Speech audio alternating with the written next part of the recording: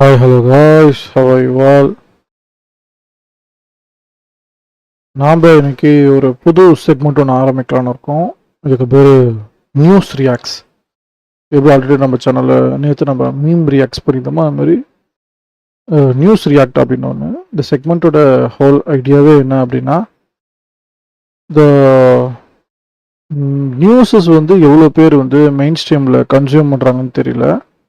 So எந்தெந்த news credible, எந்தெந்த arguments credible, suppose எந்த அளவுக்கு ஒரு சென்ஸ்லெஸ்ஸான ஒரு ஆர்குமெண்ட் எடுத்து வைக்கிறாங்கன்னா, இப்போ நம்ம தமிழ் நியூஸ் சேனல்ஸில் நான் ரொம்ப எதிர்பார்க்குற, ரொம்ப மதிக்கிற the one anchor, one journalist that I look up to is Karthikeyan from news 18 Tamil Nadu. ஒரு டிபேட் அப்படின்னா எந்த விதத்தில் அணுகலாம், எல்லாருக்கும் அவங்க கருத்து சொல்கிறதுக்கு உரிமைகள் இருக்குது. அட் தி சேம் டைம் தவறான ஃபேக்ட்ஸை பதிவு செஞ்சுட்டு விடுறதுக்கு அலோவ் பண்ணாமல் ஒரு ப்ராப்பரான ஜேர்னலிசம் எத்திக்ஸோட ஃபாலோ பண்ணக்கூடிய ஒரு ஒன் ஆஃப் த நியூஸ் ஆங்கர்ஸாக நான் இவரை பார்க்குறேன், கார்த்திகேயனை பார்க்குறேன். அடுத்தது நேர்பட பேச தொகுத்து வளர்க்குற இன்னொருத்தரோட பேர் எனக்கு மறந்துடுச்சு. ஸோ இவங்க 2 பேர் தான். அதில் இது தமிழ்நாடு லெவலில் இருக்கிறது.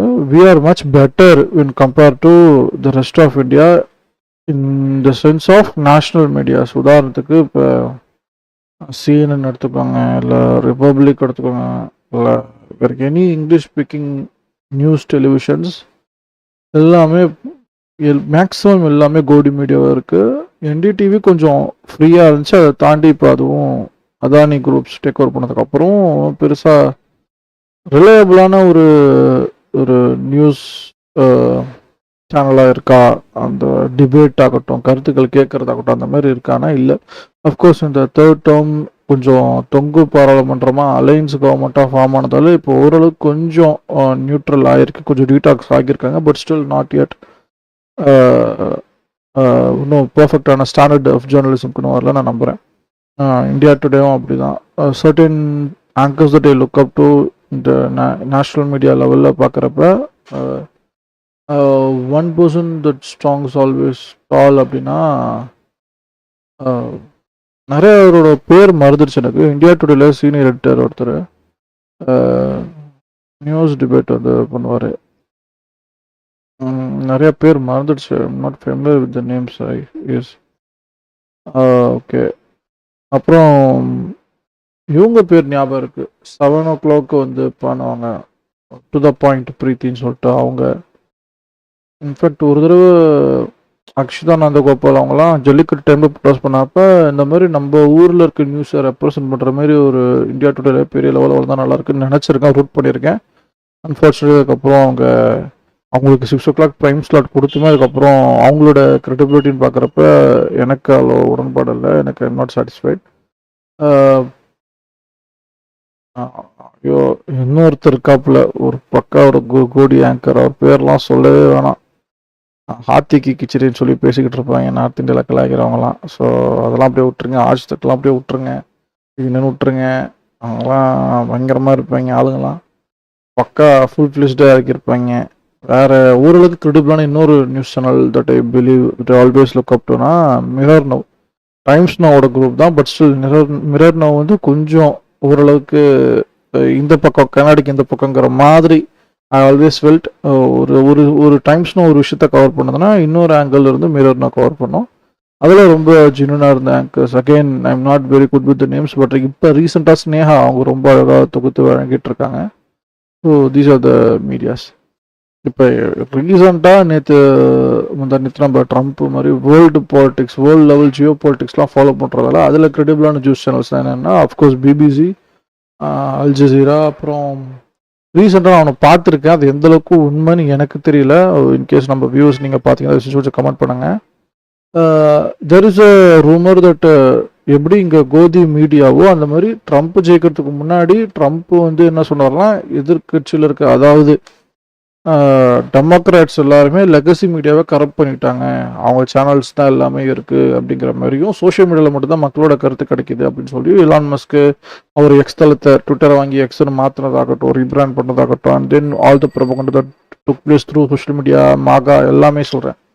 So they always felt legacy media வந்து கரப்டாக வந்து டெமோக்ராட்ஸ் அப்படின்னு சொல்கிறாங்க, பயாஸ்டுன்னு சொல்கிறாங்க. எந்த அளவுக்கு அது கிரெடிபிள்னு எனக்கு தெரியல. பட் இன்றைக்கி நம்ம பார்க்க போகிறது என்பிசி அப்படிங்கிற நெட்வொர்க்கோட எம்எஸ்என்பிசி அவங்க சேனலில் என்ன போட்டிருக்காங்க அப்படிங்கிறது தான். ஆல்ரெடி நம்ம போன ஸ்ட்ரீமில் நம்ம பேசியிருந்தோம், ட்ரம்ப்போட டாரிஃபோட அந்த ஸ்ட்ரீமில் இந்த மாதிரி வந்து யுனைடெட் நேஷன்ஸ் இது வரைக்கும் அமெரிக்கா வந்து for the people, for the democratic ரைட்ஸ்க்காக ஓட் பண்ணிட்டு இருந்தது முதல்ல அகேன்ஸ்டாக ஓட் பண்ணியிருக்கு ரஷ்யாவுக்கு சாதகமாக அப்படின்னு. அதோட கான்டெக்ட் அந்த அளவுக்கு நான் கிளாரிட்டியாக கம்யூனிகேட் பண்ணியிருக்கேன் இல்லையான்னு தெரியல. அதனால I am going to react to the same news. இது நியூஸ் சேனலுங்கிறதுல ஹோப்ஃபுல்லி அவங்க காப்பிரைட் அடிக்க மாட்டாங்கன்னு நான் நம்புகிறேன். இந்த ஒரு டிஸ்க்ளைமரோட நான் சொல்கிறேன். Let's get into the show. This is news reacts. So இதுதான் எம்எஸ்என்பிசி அப்படின்னு சொல்லிட்டு லாஸ்ட் வேர்டு வித் லாரன்ஸ் ஓடனல். இதுதான் ஃபஸ்ட்டு எனக்கு ரொம்ப இருக்கிற நியூஸஸ் என்னென்ன, ட்ரம்ப் அவர்கள் எலெக்ஷன் டைமில் என்னென்ன பேசினார், அப்போ அது என்னவா நடந்துக்கிட்டு இருக்குங்கிறத ரொம்ப ஃபேக்சுவலாக போட்ட மாதிரி எனக்கு தெரிஞ்சுது. மேபி உண்மையுமே இன்னொரு நேரட்டிவ் கூட வச்சிருக்கலாம், எனக்கு அது தெரியாமல் இருக்கலாம். So those who have knowledge about this contact கொஞ்சம் தயவு செஞ்சு எனக்கு கமெண்ட் செக்ஷனில் தெரியப்படுத்துங்க. Well, Donald Trump made history today, and so today became a day that will live in infamy in presidential history because நான் என்ன பண்ணுறேன், கார்பரேட் அடிக்கூடாங்க கொஞ்சம் ரேம்ப் அப் பண்ணுறேன், உங்களுக்கு எல்லாருக்குமே புரியும். பட் ஸ்டில் ஒரு சேஃப்டிக்கு தான். ஸ்பீடு வந்து குவாலிட்டி ஆட்டோவில் இருக்கட்டும், நம்மகிட்ட அவ்வளோ டேட்டா இல்லை, அந்தளவுக்கு ஸ்பீட் அண்ட் லோட் ஆகிற அளவுக்கு ஒரு 1.25 வச்சு போகிறேன். Okay, catch up with subtitles.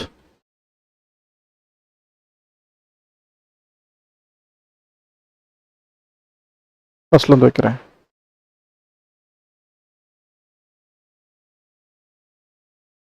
Well, Donald Trump made history today, and so today became a day that will live in infamy in presidential history because today Donald Trump formally rejected the position that every American president has held since Franklin Delano Roosevelt masterminded the American victory in World War II.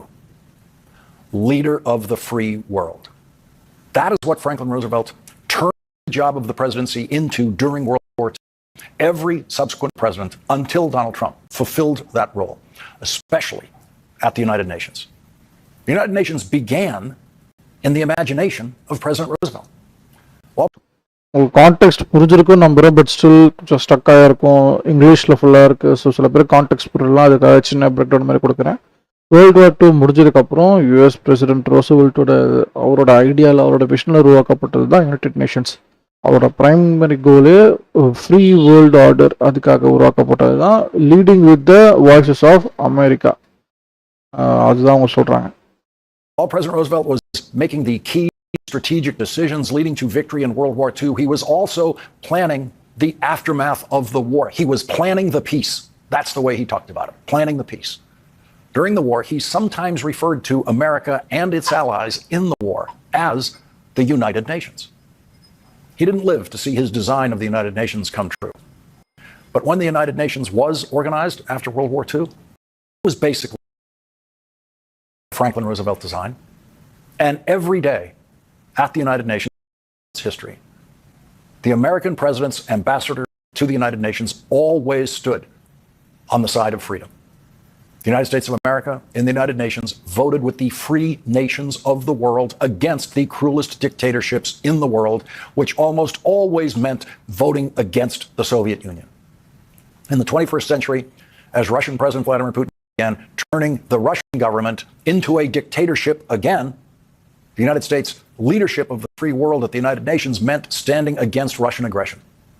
Since Russia invaded Ukraine exactly 3 years ago on this day, the United Nations passed 6 resolutions against the Russian attack on Ukraine. இப்போ அவங்க என்ன சொல்கிறாங்க உங்களுக்கு தெரியுதுங்களா? அதாவது கரெக்டாக ஒரு 3 இயர்ஸ்க்கு முன்னாடி ஃப்ரீ வேர்ல்டு ஆர்டர் அதை பிரேக் பண்ணி ஒரு நாடு இன்னொரு நாடு மேலே தாக்குதல் செலுத்துறதால, ரஷ்யா வந்து உக்ரைன் மேலே படையெடுத்து தாக்குதல் பண்ணி இன்வைட் பண்ணதால யுனைடெட் நேஷன்ஸ் கவுன்சில் படி அவங்க எல்லாருமே சேர்ந்து ரஷ்யாவுக்கு அகேன்ஸ்டாக 6 ரெசல்யூஷன் பாஸ் பண்ணியிருக்காங்க. So first United States form ஆனதுலேருந்து அதோட இப்போ வரைக்கும் எப்பயுமே அமெரிக்கா ஃப்ரீ வேர்ல்டு ஆர்டர், அதாவது எந்த நாடு இன்னொரு நாடை தாக்கக்கூடாது, அமைதி, உலக நாடு அமைதிக்காக ஆரம்பித்தது இந்த இயக்கம். And the United States voted with the free world against the Russian war on Ukraine every single time until today. The United Nations once again today approved a resolution condemning Russia's war against Ukraine, and for the first time in history, the United States did not stand on the side of freedom in the United Nations. The United States, for the first time in history, voted with the dictator against the free world. Donald Trump voted with Vladimir Putin in the United Nations, and so it's official. It really is. As of today, if there's a leader of the free world, it is not the President of the United States. இப்போ உங்களுக்கு என்ன சொல்கிறேன்னு புரியுதா? நான் again சொல்கிறேன், இது first time நான் இப்போ தான் ஃபஸ்ட் இந்த ட்ரையலே பண்ணுறேன். நம்ம ஊரில் எத்தனை பேர் யூஎஸ் பாலிட்டிக்ஸோ குளோபல் ஜியோ பாலிட்டிக்ஸோ எந்த அளவுக்கு மெயின் ஸ்ட்ரீமில் கொண்டு வந்திருக்காங்கன்னு தெரியல. So the idea is to kind of localize the news, அதுதான் கான்செப்ட். நியூஸ் ரியாக்ட்ஸுங்கிறது பேசிக்கலி கால் அவுட் பண்ணுறது, பேசுறது, ரியாக்ட் பண்ணுறது. என்னால் முடிஞ்சால் கொஞ்சம் சிம்பிளிஃபைடு வெர்ஷன்ஸாக உங்களுக்கு டிரான்ஸ்லேட்டு சேர்த்து நான் பண்ணுறேன். Because it's in English and நம்மளோட ப்ரைமரி ஆடியன்ஸ் யாருன்னா தமிழில் இருக்கவங்க ஆடியன்ஸஸ் தான். ஸோ அவங்க என்ன சொல்கிறாங்க, இந்த யுனைடெட் நேஷன்ஸ் உருவாகினதுக்கப்புறம் இப்போ வரைக்கும் இது வந்து 10 நாள் முன்னாடி எடுத்தது இந்த நியூஸ் டெலிகாஸ்ட் ஆனது. 10 டேஸ்க்கு முன்னாடி வரைக்கும் யூஎஸ் எப்பயுமே வந்து ஃப்ரீ வேர்ல்டுக்காக, அதாவது எந்த நாடு இன்னொரு நாடு தாக்கக்கூடாது, பீஸு அப்படிங்கிறதுக்காக, ஃபார் த பீப்புள், வாய்ஸாக பீப்புளுக்காக எப்பயுமே அப்படி தான் ஓட் பண்ணியிருக்கு யுனைடெட் நேஷன்ஸில். ஆனால் 10 நாளுக்கு முன்னாடி ட்ரம்ப் அட்மினிஸ்ட்ரேஷன் வந்ததுக்கப்புறம் முதல்ல அது வந்து ஃப்ரீ வேர்ல்டாக, அதாவது மக்களோட டெமோக்ராட்டிக் ரைட்டுக்காக, மக்கள் தேர்ந்தெடுக்கப்பட்ட ஆட்சியை கவர்மெண்ட் ரெக்கக்னைஸ் பண்ணாமல், அதுக்கான குரலை நோக்கி அதை ரெக்கக்னைஸ் பண்ணாமல், அதுக்கான டியூ கிரெடிட்ஸ் ரிகார்ட்ஸ் கொடுக்காம தடவை அதுக்கு ஆப்போசிட்டில் வந்து ஓட் பண்ணியிருக்க. உதாரணத்துக்கு இப்போ ரஷ்யா யுக்ரைனை அது மேலே இன்வைட் பண்ணுறாங்க, ரஷ்யா வந்து யுக்ரைன் மேலே தாக்குதல் செலுத்துகிறாங்க, உள்ள போர்க்களத்தை ஆரம்பிக்கிறாங்கன்னா ஃபைனான்ஷியலி எவ்வளோக்கு எவ்வளோ ரஷ்யாவை முடக்க முடியுமோ அதுக்காக ரெசல்யூஷன்ஸ்லாம் யுனைடெட் நேஷன்ஸ்லாம் பாஸ் பண்ணுவாங்க. ஸோ உக்ரைனின் மக்கள் அவங்களோட கருத்திற்காக, அவங்களோட வெல்பீயிங்காக இந்த சாங்ஷன்ஸ் எல்லாமே ரஷ்யாக்கு அகேன்ஸ்டாக நிறைவேற்றப்படும், அதுக்கு ஓட் பண்ணப்படும். அது எப்பயுமே யூஎஸ் பண்ணியிருக்கு. ஃபஸ்ட்டு இந்த February 21 நினைக்கிறேன், 10 டேஸ் முன்னாடி கரெக்டாக. அப்போ தான் முதல்ல வந்து என்ன, சாரி February 21 கிடையாது, 10 டேஸ் முன்னாடி கரெக்டாக எக்ஸாக்ட்லி. அப்போ ஒரு 28 அந்த மாதிரி வச்சுப்போமே. ஸோ கரெக்டாக அப்போ என்ன பண்ணியிருக்காங்க, ரஷ்யாவுக்கு ஆதரவாக, அதாவது யுக்ரைன் மக்களுக்கு எதிராக வந்து முதல்ல ஓட் பண்ணியிருக்காங்க. அது வந்து இதுக்கு யூஎஸ் ஹிஸ்ட்ரியிலே, யுனைடெட் நேஷன்ஸ் கவுன்சிலையும் சரி, யூஎஸோட ஹிஸ்ட்ரியிலேயே இந்த மாதிரி ஃப்ரீ வேர்ல்டுக்கு அகேன்ஸ்டாக இது வரைக்கும் யூஎஸ் ஓட் போட்டதே இல்லை. அப்போ ட்ரம்ப் அட்மினிஸ்ட்ரேஷன் போடுறாங்கன்னா அப்போ யூஎஸோட ஸ்டாண்ட் என்னங்கிறது தெரியுது அப்படின்னு சொல்கிறார். It might be the President of France, Emmanuel Macron, who played an important role in presidential history. It might be the President of France, Emmanuel Macron, who played an important role in presidential history today, making Donald Trump the first president in history who had to be interrupted and corrected by an ally when the President of the United States was lying, and lying about that ally. Again exact word translate பண்ணல, but still அவங்க என்ன சொல்கிறாங்கன்னா, யூஎஸோட பிரசிடென்ட்லேயே அவங்க இந்த oval ஆஃபீஸில் நடக்கிற meeting இருக்குல்ல, இப்போ ரீசெண்டாக Trump and Ukraine president, war time president's எல்லாம் நடந்த ஒரு விஷயம். அந்த மாதிரி அதுக்கு முன்னாடி ஃபஸ்ட்டு ஃப்ரான்ஸோட பிரைம் மினிஸ்டர் போயிருந்தார், அதுக்கப்புறம் வந்து யூகேவோட பிரைம் மினிஸ்டர் போயிருந்தார், அதுக்கப்புறமேட்டா தான் யுக்ரைனோட பிரசிடென்ட், வார் டைம் பிரசிடென்ட் போயிருக்காரு. ஸோ இமானுவல் மேக்ரான் வந்து ஃப்ரான்ஸோட president, if I'm not wrong, president or prime minister தெரியல.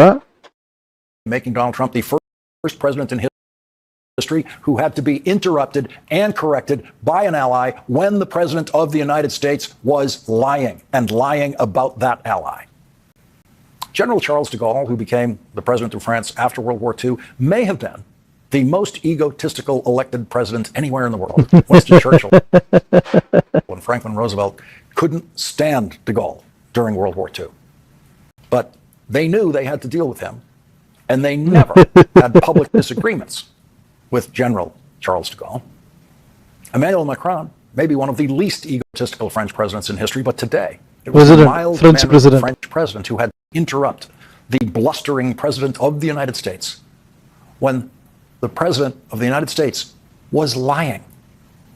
And it fell to the French president to correct the American president in a way we have never seen an American president corrected before by another head of state or by anyone.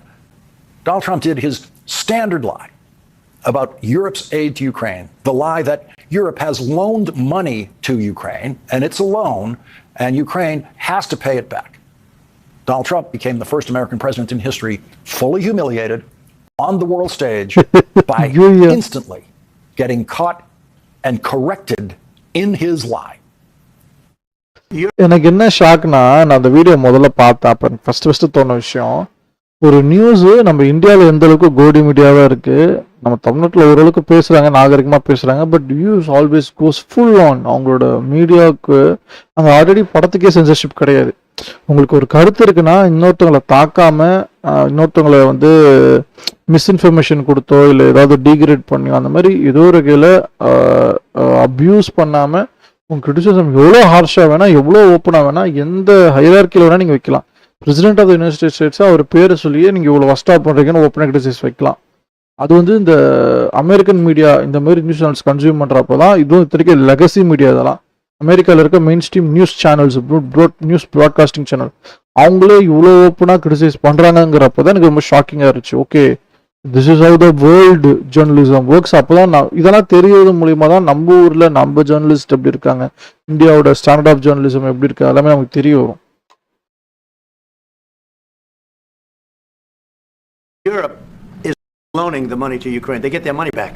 No, in fact, to be frank, we paid 60% of the total default, and it was through, like the US, loans, guarantee, grants, and we provided real money. To be clear, we have 230 billion frozen assets in Europe, Russian assets, but this is not as a collateral of a loan because this is not our belonging. So they are frozen. If at the end of the day, in the negotiation we will have with Russia, they're ready to give it to us. Super. It will be loan at the end of the day, and Russia will have paid for that. If you believe that, it's okay with me. But they get their money back, and we don't, and now we do. But, you know, that's only fair. He actually reached out, President of France reached out, grabbed the arm of the American president to stop him from telling a lie about France and the rest of the countries of Europe. So Donald Trump's response to being corrected on his lie was to simply tell the lie again. They get their money back. When President Macron finished speaking, Donald Trump just told the lie again. So on the day when Donald Trump officially sinks the presidency on the international stage lower than it has ever been, by not only surrendering leadership of the free world at the United Nations, but standing against the free world, then right there in the Oval Office, Donald Trump is humiliated and exposed in a way that no previous president ever could be, because no previous president would be pathological enough to try to tell a lie like that right in front of the person he's lying about. And no previous president. நான் சொன்னேன்ல, கொஞ்சம் கூட take பண்ணுறாங்க பாருங்க, எப்படி இறங்கி criticise பண்ணுறாங்க பாருங்க. இப்போ நம்ம ஊரில் வந்து நம்ம இங்கே இருக்க எம்எல்ஏஸ் ஆகட்டும், எம்பிஸ் ஆகட்டும், தேர்தலுக்கு முன்னாடி ஒரு விஷயம், ஒரு ப்ராமிஸ் ஒன்று பண்ணுவாங்க, எலக்ட்ரல் ஒரு ப்ராமிஸ் ஒன்று பண்ணுவாங்க, மேண்டேட் மக்கள் கொடுப்பாங்க. அதுக்கப்புறம் என்னவா மாத்துறாங்க, என்னவா பிஹேவ் பண்ணுறாங்க அப்படிங்கிறது ரொம்ப முக்கியமான விஷயம் இல்லை. அது எல்லாத்தையுமே நீ இப்படி சொன்ன, இப்போ நீ எவ்வளோ இப்படி பண்ணுற, அப்போ நீ எவ்வளோ தப்பானவன், உன்னோட செயல் எவ்வளோ தப்பாக இருக்குன்னு அந்த ஆக்ஷன் அப்படியே டு த கோர் கிரிட்டிசைஸ் பண்ணி அடிச்சு நவுத்துறாங்க பாருங்க. ராண்ட்ரியலா president could possibly be stupid enough to try to tell a lie like that. But as our first guest tonight has written, quote, the divide in politics today is between unreality and reality. Yale professor wrote that. Donald Trump constantly represents unreality. His followers constantly prove they share that same unreality with Donald Trump. They are unreachable by reality. They are unreachable by the reality presented today by the French president. Trump's followers will never see what the French president did to Donald Trump in the Oval Office today. And if they did see it, they wouldn't understand it. And Donald Trump knows that. which is இது அவங்க ஊர்ல இருக்க Modi bugs போல. இங்க நம்ம Modi bugs இருக்காங்களே, என்ன பரவாயில்ல, மோடி மாசு, மோடி கெட்டு, அந்த மாதிரி அவங்க ஊர்ல ட்ரம்ப் மாசு, ட்ரம்ப் கெட்டு சுத்திட்டு இருப்பாங்க போல, a lot சங்கிங்க to மாதிரி. say. And if they did see it, they wouldn't understand it. நம்ம ஊர்ல சங்கினா அவங்க ஊர்ல ட்ரங்கின்னு பேர் வச்சுப்போம். ட்ரம்போட டிவைன் ஃபாலோவர்ஸ், அவங்களோட கண்மூடித்தனமான ரிலிஜியஸ் ஃபாலோவர்ஸ் ட்ரங்கின்னு வச்சுப்போம். And Donald Trump knows that, which is why, after the French president catches him in a lie, Donald Trump just tells the lie again. President Macron tried to break through to Trump followers by appearing on Fox at the end of the day. Today is clearly the anniversary of the beginning of the aggression war of Russia and Ukraine. They invaded Ukraine 3 years ago. We want peace. And I think the initiative of President Trump is a very positive one. But my message was to say, be careful, because we need something substantial for Ukraine, but for the security of Europe and France. And second, let's work together on the future to preserve security guarantees, meaning to be sure that this peace will be respected by Russia. The now அதே மாதிரி முதல்ல பிரான்ஸோட president Emmanuel Macron வந்து பேசினாரு, இது யூஎஸோட இந்த protection கேரண்டிஸை பற்றி. அதுக்கு அடுத்தது யூகேயோட பிரைம் மினிஸ்டர் வந்து பேசியிருக்காரு, கிரமர். அதுக்கப்புறமேட்டா தான் யுக்ரைனோட பிரசிடென்ட் இவங்களோட பிடிச்சி டெஸ்ட் கிரவுண்ட் வாட்டர் டெஸ்ட் பண்ணிட்டதுக்கு அப்புறமேட்டா தான் வார் டைம் பிரசிடென்ட் செலன்ஸ்கியை யூஎஸ் பிரசிடென்ட் மீட் பண்ணுறதுக்கு அந்த ஆப்போசிட் உட்கார வச்சு அதை மீட் பண்ண வைக்கிறாங்க. பக்காவான ஆம்பிஷ் மாதிரி செட் பண்ணி வச்சு செஞ்சுருக்காங்க, புள்ளி பண்ணி அமைச்சிருக்காங்க. powerless Republican senior Senator Mitch McConnell, who, when he was in the Senate leadership, enabled Donald Trump in every way that he possibly could, issued a statement today saying refusing to acknowledge Russia as the undeniable and unprovoked aggressor is more than an unseemly moral equivalency. It reflects a gross misunderstanding of the nature of negotiations and leverage. Blame for this human catastrophe rests solely on Vladimir Putin. Here's how we know. If Russian forces laid down their arms, Europe would be at peace. If Ukrainian forces laid down theirs, Putin's aims would not stop with Kyiv. Mistaking this fact is as embarrassing as it is. Oh, God. Without a clear and resolute commitment to the leadership and order that underpins our prosperity and security, America's adversaries will receive exactly what they hope for. There is no question. The entire world is watching. Speaking of embarrassing, in the joint press conference with President Macron, Donald Trump was asked about his threatened tariffs against Canada and Mexico. The tariffs are going forward on time, on schedule. This is an abuse that took place for many, many years. And I'm not even blaming the other countries that did this. I blame our leadership for allowing it to happen. I mean, you know, who can blame them if they made these great deals with the United States, took advantage of the United States on manufacturing, on just about everything. Every aspect that you can imagine they took advantage of. I look at some of these agreements, I'd read them at night, and I'd say, who would ever sign a thing like this? இப்போ criticism என்ன சொல்கிறாங்க பார்த்தீங்கன்னா, Trump president Trump வந்து நம்ம முன்னாடி இருக்க policies, முன்னாடி இருக்க கவர்மெண்ட்ஸ் வந்து ரொம்ப ஒர்ஸ்டான டீல்ஸ் வந்து மெக்சிகோ அண்ட் கனடாவோட வச்சுருந்துருக்காங்க. அதனால தே ஹேவ் அப்யூசிங் தெம். இருக்க அட்வான்டேஜ் எல்லாமே யூஎஸ்ல இருக்க ரிசோர்ஸஸ், மணி, பொலிட்டிக்கல், டேக்ஸ் பவர் எல்லாத்தையுமே இதோ ரெகுலராக மற்ற கண்ட்ரிஸ் பெனிஃபிஷியலாகவும் லூசிங் அவுட்டாக அமெரிக்கா இருக்கிற மாதிரி ஒர்ஸ்டான டீல்ஸாக சைன் பண்ணியிருக்காங்க. அதனால் என்ன சொல்கிறது, இன்னும் யாரை ப்ளேம் பண்ணுறது. ஆனால் நாங்கள் வந்து இப்போ அதெல்லாத்தையும் திருத்தி ரீட்ரா பண்ணி அமெரிக்காவுக்கு சாதகமாக அமெரிக்காக்காக நாங்கள் டீல்ஸ் உருவாக்க போகிறோங்கிறது தான் அவர் பேசின கான்செப்ட். அதுக்காக தான் மெக்சிகோக்கு 20%, கனடாவுக்கு 20% டாரிஃப்னு சொன்னாங்க. ஐ திங்க் 25% நினைக்கிறேன், if I'm not wrong. If they made these great deals with the United States that took place for many, many years. And I'm not even blaming Donald Trump was asked about his threatened tariffs against Canada and Mexico. The tariffs are going forward on time, on schedule. This is an abuse that took place for many, many years. And I'm not even blaming the other countries that did this. I blame our leadership for allowing it to happen. I mean, you know, who can blame them if they made these great deals with the United States, took advantage of the United States on manufacturing, on just about everything. Every aspect that you can imagine they took advantage of. I look at some of these agreements, I'd read them at night, and I'd say, who would ever sign a thing like this? Yeah, that's a good question. Who would sign something so bad for America? I think the control room actually has a picture of who signed it. Let's see. There he is. That's the guy who signed the current trade agreement with Canada and Mexico. He did it the first time he was president. தலைவன் Barack ஒபாமாக்கு அப்புறம் president ஆனப்ப Donald Trump அவர் வந்து முதல்ல president ஆனப்ப அந்த டேர்ம்ல தான் கனடாவும் மெக்சிகோவும் கூப்பிட்டு வச்சு வேர்ல்டுலேயே best trade deal நாங்கள் வந்து போட்டிருக்கோம், பெஸ்ட் நெகோசியேஷன் வச்சு நாங்கள் பண்ணியிருக்கோம்னு சொல்லிட்டு அந்த ட்ரேட் டீல் போட்டதே டொனால்ட் ட்ரம்ப் தான். அதுதான் ஃபாலோ பண்ணிட்டு டெமோக்ராட்ஸும் ஃபாலோ பண்ணியிருக்காங்க. இங்கே இவங்க வந்து ரிப்பப்ளிகன்ஸ், டொனால்ட் ட்ரம்ப்ல ரிப்பப்ளிக்கனு, ஜோ பைடன் அவங்களாம் வந்து டெமோக்ராட்ஸ், பாரக் ஒபாமாவும் டெமோக்ராட் தான். ஸோ டெமோக்ராட்டாக இருந்து 2 வருஷம் பேக் டு பேக் டேர்ம் இருந்து அப்புறம் ரிப்பப்ளிகன்ஸ்க்கு போய் அப்புறம் ஜோ பைடன் டெமோக்ராட்டுக்கு வந்து இப்போ திரும்பி ரிப்பப்ளிகன் ட்ரம்ப்புக்கு போயிருக்கு. அந்த டீலை போட்டதே ட்ரம்ப் தான். See, yeah, there he is. That's the guy who signed the current trade agreement with Canada and Mexico. He did it the first time he was president. And I think we got him holding up. Yeah, there he is holding up his very proud signature. Look how proud he is of that signature. யூஎஸோட president Donald Trump, இது வந்து கனடாவோட prime minister Justin Trudeau, இது Mexico அப்போ முன்னாள் Mexican president. On what he called then the greatest trade deal in history. For the first time in American history, we have replaced a disastrous trade deal that rewarded outsourcing with a truly fair and reciprocal trade deal that will keep jobs, wealth, and growth right here in America. எது சொன்னாலும் கை தட்டுறதுக்கு ஒரு கூட்டம் வச்சிருக்கீங்க. அதே மாசு என்ன வேணா சொல்லட்டுமே, உடனே ஒருத்தன் கை தட்டு எல்லாம் ஃபாலோ பண்ணி கை தட்டிட்டு இருப்பாங்க. And in a true sense, it's also a partnership with Mexico and Canada and ourselves against the world. It's really a trade partnership if you look at it that way. And it's a day of great celebration in all 3 countries. Great celebration in all 3 countries. The perfect trade deal.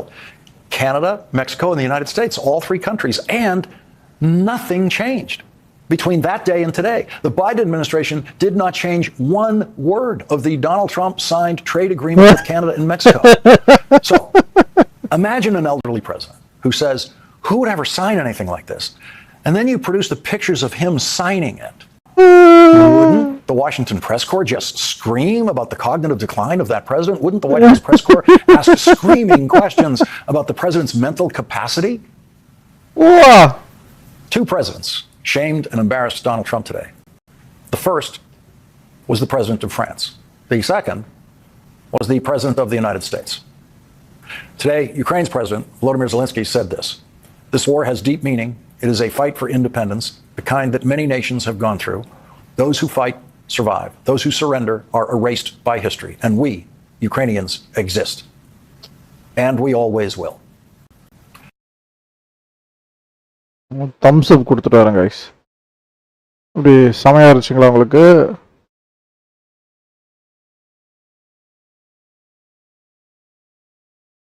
So basically இதுதான் news reacts. இப்போ இந்த content இப்போ United நேஷன்ஸில் US எப்படி vote போட்டிருக்குங்கிறது இது வரைக்கும் உங்களுக்கு முன்னாடி தெரிஞ்சிருக்குமான்னு எனக்கு தெரியல. நம்ம ஊரில் எந்தளவுக்கு தமிழ் நியூஸ் சேனல்ஸ் லெவல்லையோ இல்லை even for that matter national மீடியாவில் இங்கிலீஷ் ஸ்பீக்கிங் நியூஸ் சேனல்ஸ் வரைக்கும் எவ்வளோ கவர் பண்ணியிருப்பாங்க இதோட க்ரெடிபிலிட்டி என்னன்னு தெரியல. ஆனால் அவங்க ஊரில் அவங்க மக்கள் பார்க்குற அந்த க்ரெடிபிலிட்டிக்கு அவங்க இதை கவர் பண்ணி பேசியிருக்காங்க. That's why I wanted to do this. அடுத்து நம்ம வந்து இன்னொரு நியூஸ் நம்ம ரியாக்ட் பண்ணுவோம். Everything is belongs to the last word with Lawrence O'Donnell. Trump humiliated again on the world stage by British PM Starmer after France Macron. நான் உங்களுக்கு 3 பாட்டு அவங்களுக்கு பிரித்து சொன்னேன் பார்த்தீங்களா. ஃபர்ஸ்ட்டு ஃப்ரான்ஸோட பிரசிடென்ட் வந்துட்டு போனார், அப்புறம் யூகேவோட பிரிட்டிஷ் பிரைம் மினிஸ்டர் வந்துட்டு போனார் ஸ்டாமர். இது அதை பற்றினது. I think this is 3 days ago, 7 days ago. Humiliated once again today in the Oval Office, sitting in exactly the same chair where he was humiliated in exactly the same way.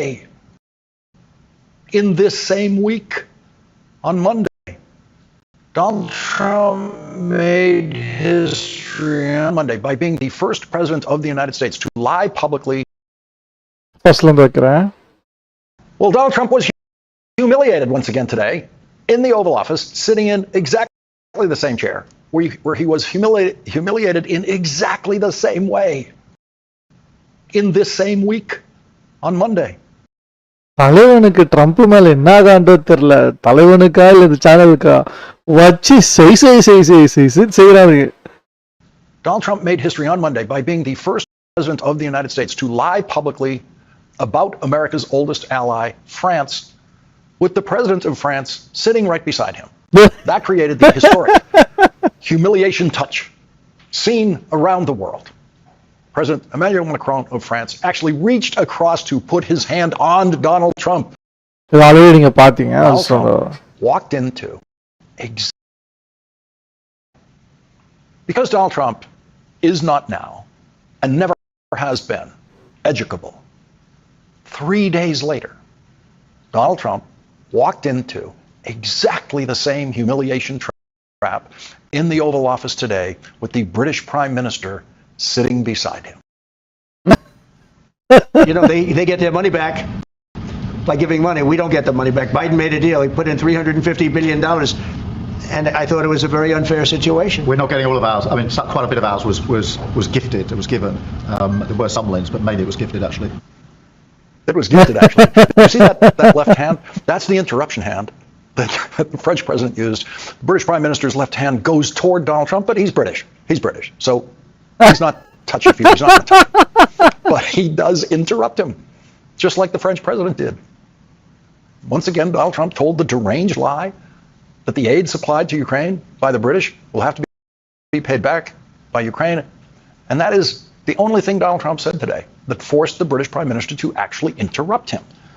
The British Prime Minister did not see it as his role to correct Donald Trump for lying about the amount of American aid supplied to Ukraine. Donald Trump more than doubles the real number when he accuses Joe Biden of providing $150 billion in aid to Ukraine, when in fact it was $119 billion. It's the kind of Trump lie that everyone has grown accustomed to, especially the White House press corps. Of course, Donald Trump will lie about the numbers. He always does, any number. The Washington press corps seems to have internalized that to the point where they never zero in on his lies. Washington press கார்ப்னு பிரசிடென்ட்ஸ்க்கு கார்பரேஷனுக்கு தனியா வச்சிருக்காங்க போல. President office white ஹவுஸ்ல இருந்து என்ன news வெளியில போகணும் அப்படிங்கிறதுக்கு வாஷிங்டன் பிரஸ் கார்ப்னு தனியா வச்சிருக்காங்க போல. About the numbers.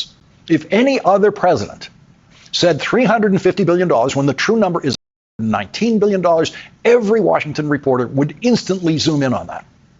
But Trump lying is now fully built in to the press expectations of anything Donald Trump says publicly.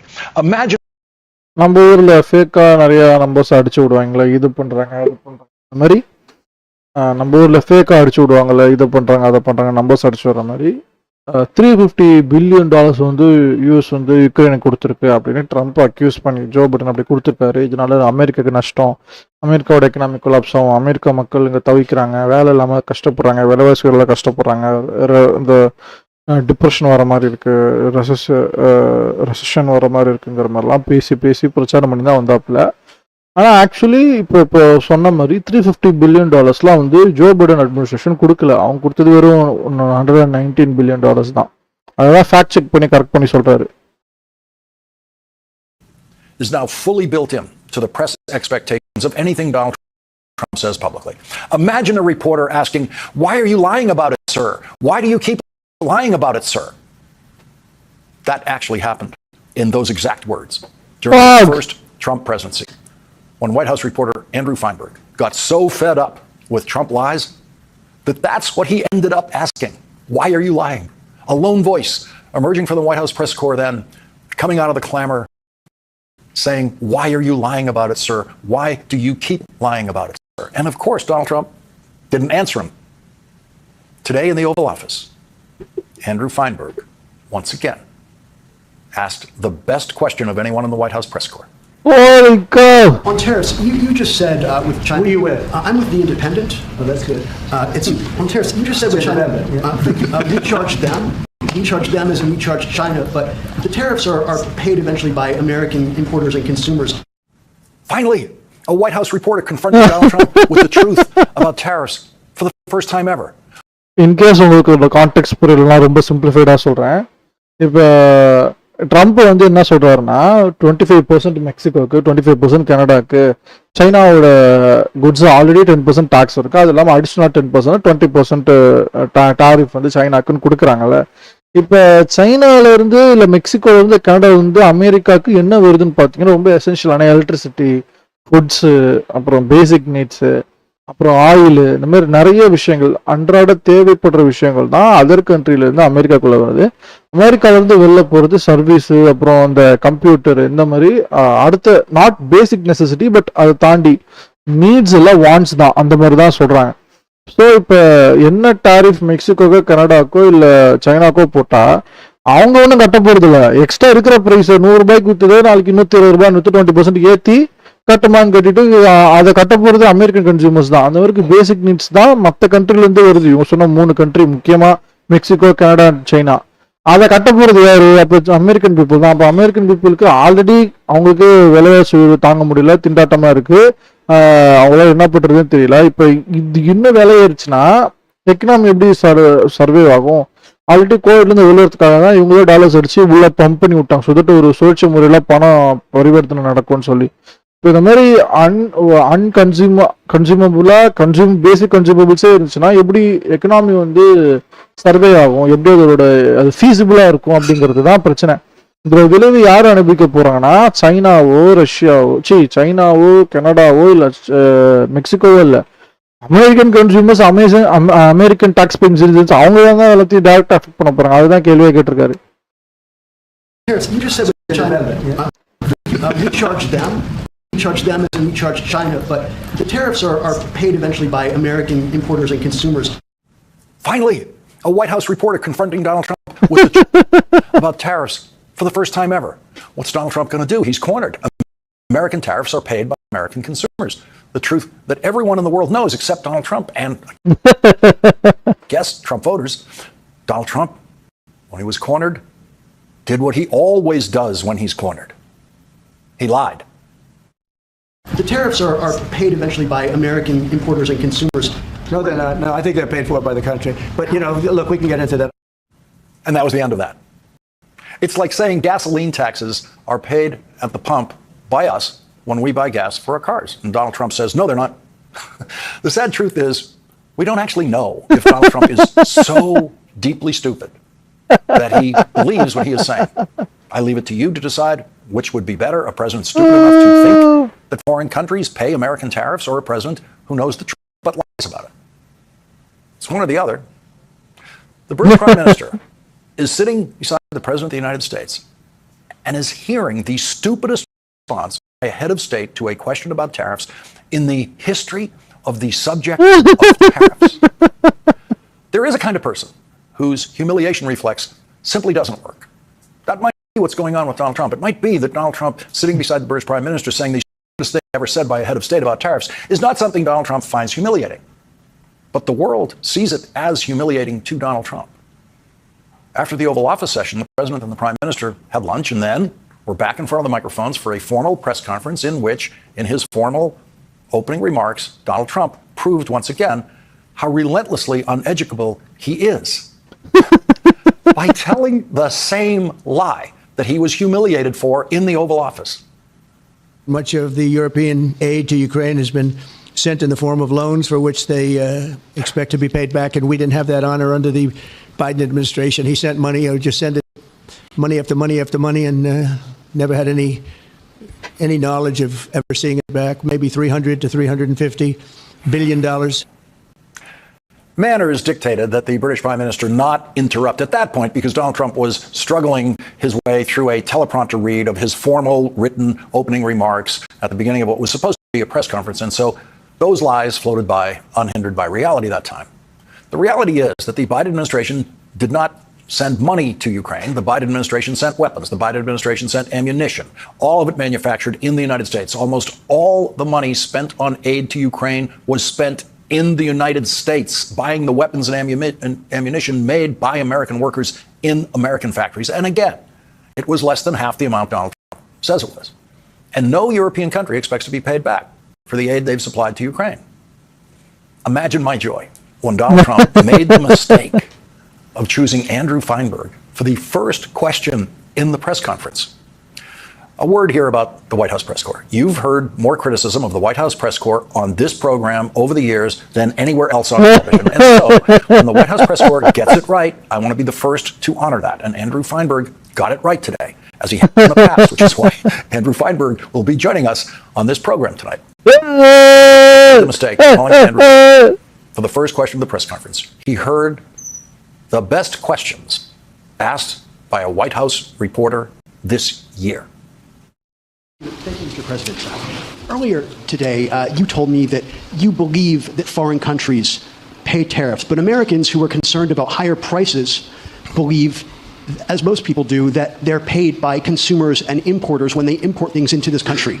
Can you explain how you came to this belief that foreign governments are paying tariffs? And for the Prime Minister, did you discuss with President Trump his repeated statements of desire to annex Canada? And has the king expressed any concern over the president's apparent desire to remove one of his realms from his control? Wow, வச்சு செய்கிறாங்க. இதோட context ரொம்ப சிம்பிளா சொல்றேன். Home ஸ்கிரீன்ல பெருசா வச்சு சொல்றேன். அதாவது தலைவன் ட்ரம்ப் என்னென்னலாம் சொன்னாரு, மேக் அமெரிக்கா கிரேட் அகைன்லாம் ராலி பண்ணார்ல, அதுல இன்னொரு முக்கியமான விஷயம் என்னன்னா, கனடாவை அமெரிக்காவோட சேர்த்து போறோம். ஆல்ரெடி 50 ஸ்டேட்ஸ் வந்து யூஎஸ்ஏல இருக்கு. ஸோ 51வது ஸ்டேட்டா கனடா எங்களோட அனெக்ஸ் ஆகும், நான் அதை பண்ணுங்கிற மாதிரி பேசிட்டு இருக்காப்புல. அங்க இருக்க ஒரு பிரைம் மினிஸ்டர், மக்களால் தேர்ந்தெடுக்கப்பட்ட எலெக்டட் பிரைம் மினிஸ்டர் ஜஸ்டின் ட்ரூடோவை கவர்னர்னு சொல்லி இன்சல்ட் பண்ணி டீமீன் பண்றாப்புல. அதை தான் கேட்குறாங்க இந்த ப்ரெஸ் ஒருத்தர், ஒரு பிரசிடென்ட் ஆஃப் த யுனைடெட் ஸ்டேட்ஸ்கிட்டே நீங்கள் எக்ஸ்பிளைன் பண்ண முடியுமா, எப்படி இதை வந்து ஃபாரின் கண்ட்ரிஸ் தான் அதை பேர் பண்ண போகிறாங்கன்னு சொல்கிறீங்க, இதை டைரெக்டாக அமெரிக்கன் இம்போர்ட்டர்ஸும் அமெரிக்கன் கன்சியூமர்ஸ் தானே இதோட ப்ரைஸ் ரைஸஸ்லாம் வந்து அனுபவிப்பாங்க, அது அவங்க தானே ஃபீல் பண்ணுவாங்க, கஷ்டத்தெல்லாம் பட போகிறாங்க, இது எப்படி ஃபாரினர்ஸ் தான் இதோட கஷ்டம் அனுபவிக்க போகிறாங்கன்னு எப்படி நீங்கள் சொல்கிறீங்க, அதை எக்ஸ்பிளைன் பண்ண முடியுமா? டைரெக்டாக பிரசிடென்ட் ஆஃப் த யுனைடெட் ஸ்டேட்ஸ்க்கு ஒரு கேள்வி.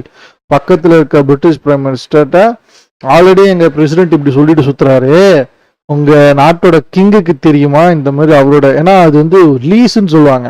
கனடா வந்து ஏதோ I think if I'm not wrong, நான் செக் பண்ணதில்ல, ஃபேக்ட் செக் பண்ணல, பட் ஆனால் இத்தனை இயர்ஸான்னு சொல்லிட்டு லீஸ் மாதிரி ஃப்ரீயா, காசு இல்லாமல் ரொம்ப கம்மியா, அது கிங்கோட ப்ராப்பர்ட்டி தான், அதாவது யுனைடெட் கிங்டமோட ப்ராப்பர்ட்டி தான், பட் ஆனால் லீஸா கொடுத்துறதா சொல்லுவாங்க.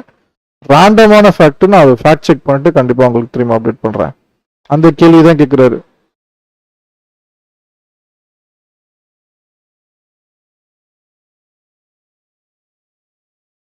Are paying tariffs. And for the Prime Minister, did you discuss with President Trump his repeated statements of desire to annex Canada? And has the king expressed any concern over the president's apparent desire to remove one of his realms from his control? One of his realms from his control. நான் இதுக்கு இப்பயே charge புட்டில் போய் நான் ஒரு clarity எடுக்கிறேன்.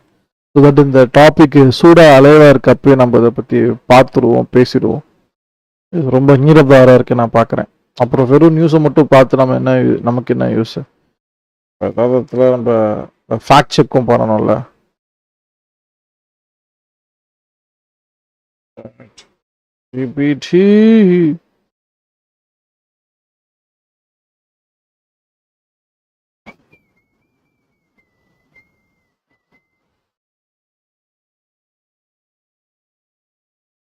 Is Canada property of UK's king? போடுவோம்.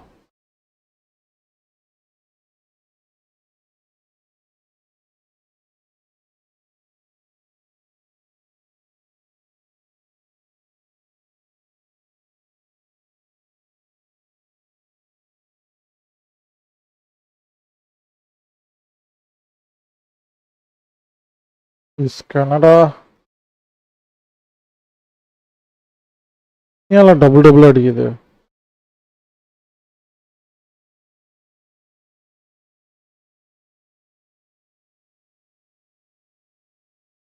UK king.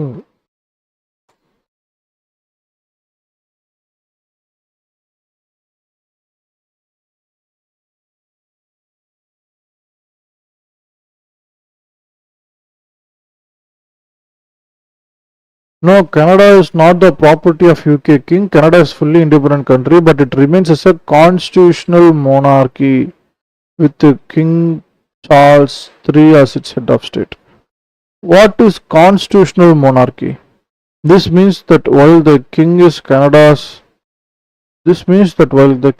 Canada's monarch, he does not own the country or its land.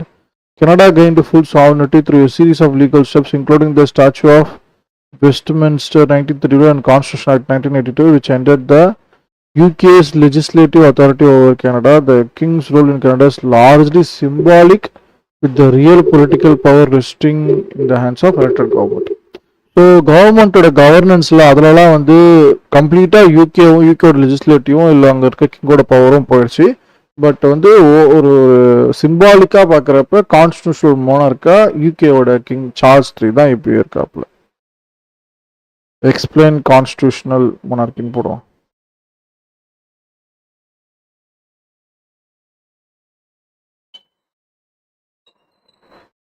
இன் டீட்டெயிலில் போடுவோம்.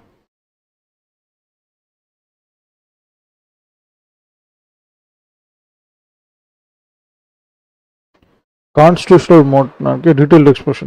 ரொம்ப டீட்டெயிலாக வரும் போல. Constitutional monarchy is a form of government in which a monarch, a king or queen, serves as the head of the state, but their powers are limited by constitutions or laws. In this system, monarch's role is largely ceremonial, while the real governing power rests with an elected government, such as parliament or prime minister. யூகேல அப்படிதான். யூகேல வந்து prime மினிஸ்டர்னு மக்கள் தேர்ந்தெடுக்கப்பட்டவங்களுக்கு தான் எல்லா பவருமே. But still king வந்து கௌரவப்படுத்துவார். அவர் தான் வந்து நேரில் பார்த்து பிளெஸிங்ஸ்லாம் வாங்கி அவர் தான் வந்து கிட்டத்தட்ட நைட்டு எப்படி அவங்க அனௌன்ஸ் பண்ணாலும் அது மாதிரி இவர் தான் அடுத்த பிரைம் மினிஸ்டர்னு அவங்க கையால் அவங்க தான் அறிவிப்பாங்க. Key features of constitutional monarchy: monarch as head of state, government as head of power. The monarch serves a symbolic or a unifying figure. The prime minister or another elected official holds real political power. Rule of law and constitution: the country is governed according to the constitution as a set of fundamental rules and laws. A monarch must follow the law and cannot act arbitrarily. தன்னிச்சையாக சுயமாக அவங்க எதுவுமே செய்ய முடியாது. Separation of powers: legislative branch அதாவது parliament makes law. Example, House of Commons and Senate in Canada. House of Commons and Senate in Canada. கனடாவில் இந்த மாதிரி இருக்கு போல, House of Commons and Senate. Executive branch: government or prime minister runs the country. Okay, அப்போ இதுதான் MLA மாதிரி நினைக்கிறேன். Legislative branch தான் எம்எல்ஏ மாதிரி நினைக்கிறேன். They makes the law. Example, House of Commons and Senate in Canada. Executive branch: government or prime minister runs the country. Judicial branch: courts ensures laws are followed. The monarch does not interfere in these functions. Ceremonial rules: the monarch carries out symbolic duties such as the opening and dissolving parliament, approving laws through it. This is a formality, representing the nation at home and abroad, bestowing honors and titles. Continuity and stability: the monarch provides a sense of national unity and historical continuity. Even when governments change, the monarch remains a constant figure. Examples of constitutional monarchs: some well-known constitutional monarchs include United Kingdom, Great Britain, Canada, Australia, Japan, Sweden, Netherlands. Constitutional monarch versus absolute monarchy. Power of monarch limited by constitution in constitutional monarchy. இங்கே வந்து unlimited monarch rules directly, அதாவது ராஜாவே நேராக சுயமாக அவரே ஆட்சி பண்ணுவார். Government elected officials hold power, மக்களால் தேர்ந்தெடுக்கப்பட்டவங்க தான் பவர் ஹோல்ட் பண்ண முடியும். இங்கே ராஜவம்சம் அவங்க சரசபை அவங்க தான் எல்லாமே. Laws decided by the parliament, மக்களின் பாராளுமன்றத்தில் தான் முடிவு செய்யப்படும். இங்கே மோனார்க்கி எல்லா டிசிஷன் எடுப்பாங்க தன்னிச்சையாக. எக்ஸாம்பிள்ஸ் யூகே, கனடா, ஜப்பான்லாம் கான்ஸ்டியூஷனல் மோனார்க்கி. வேறு அப்சல்யூட் மோனார்க்கினா Saudi Arabia and Brunei. Conclusion: a constitutional monarchy balances tradition with democracy. While a monarch remains the head of the state, they do not govern the country. Elected leaders make decisions. This system allows for stability, national integrity, and democratic governance under a unifying royal figure. I hope this clarifies the entire thing. ரொம்ப டீட்டெயில்டா but still ரொம்ப சிம்பிளிஸ்டிக்காகவும் டீட்டெயிலாகவும் நமக்கு இது புரிஞ்சுது. Good thing. இப்போ அந்த கான்டெக்ஸ்டோட பார்ப்போம். Tariffs. For the Prime Minister, did you discuss with President Trump his repeated statements of desire to annex Canada? And has the King expressed any concern over the President's apparent desire to remove one of his realms from his control. Wow. Doesn't get better than that. Both of those questions were perfect. And yes, sadly, Canada is part of the realm of the King of England, who unfortunately still appears on Canadian currency. So once again, Donald Trump was cornered. Can you explain how you came to this belief that foreign governments are paying tariffs? That is a perfectly phrased question. And Donald Trump had to be the first of the two to answer that two-part question. So I'll go ahead. The first part, the tariffs are necessary because we've been treated very unfairly by many, many countries, including our friends, friend and foe. Donald Trump went on to speak 150 words without ever answering the question, how do you come to this belief that foreign governments are paying tariffs? And in those 150 words, he didn't say that foreign governments are paying tariffs. He didn't bother to insist that foreign governments are paying tariffs when he got caught like that. He just talked in circles until he felt he filled up enough time, ending with this. But I will tell you, it's going to make our country rich, and it's going to stop us from being a laughing stock all over the world because we have been taken advantage of like no country has ever been taken advantage of. Thank you very much. ஃபுல்லா பாத்தீங்களா இந்த ஸ்பீச்ல ஃபுல்லா படிச்சவங்க நல்லா knowledge உள்ளவங்க. இப்போ நம்ம ஊர்ல நமக்கு வந்து ஒரு எக்கனாமிக்ஸ் ஒரு ஒரு வெட்டரன்னு சொல்லலாம். அந்த அளவுக்கு ஒரு மேதாவியான மன்மோகன் சிங் பிரைம் மினிஸ்டர் இருந்திருக்காரு. அவர்கிட்ட எக்கனாமிக்ஸ் எந்த கொஸ்டின் கிட்டாலும் அவரால் சொல்ல முடியும். He can answer why is taking such policies எதனால அப்படின்னு. இப்போ இவங்க சொல்றதெல்லாம் அவ்வளோ வார்த்தை ஜாலங்களா இருக்கு. நம்ம ரிச் ஆக போறோம், நம்மள ரொம்ப சுரண்டுறாங்க, நம்மளோட உழைப்பு நம்மளோட பவர்லாம் சுரண்டுறாங்க, எல்லாம் மீட்க போறோம், make America great again. Emotional ஆஸ்பெக்ட்ல மட்டும் தான் பேசுவாங்களே தவிர சென்சிபிளா லாஜிக்கல் ஆஸ்பெக்ட்ல இதுதான் ஃபேக்ட், இதெல்லாம் இந்த பிரச்சனை, இதுதான் இந்த லா, அதனால இது ரெமெடி கொண்டு வர போறோம்னு பேசவே மாட்டாங்க. இது நம்ம ஊர்ல இருக்க கோடி, இங்க இருக்க சங்கீஸ்க்கும் பொருந்தும், அங்க இருக்க ட்ரங்கீஸ்க்கும் பொருந்தும். Donald Trump is a laughingstock all over the world for claiming that tariffs he imposes are paid by foreign countries instead of American consumers. If Donald Trump puts a tariff of 50% on a Samsung TV coming into this country, then you will pay 50% more for that TV. That's all they are. And the buyer pays the sales tax. And the man who is a laughingstock all over the world is the only head of state in history anywhere in the world who believes he has the power to tax other countries. Because Andrew Feinberg's question about Canada to the British Prime Minister was, did you discuss with President Trump his repeated statements of his desire to annex Canada? The British Prime Minister had an easy out for that question. You mentioned Canada. I think you're trying to find a divide between us that doesn't exist. We're the closest of nations, and we had very good discussions today, but we didn't discuss Canada.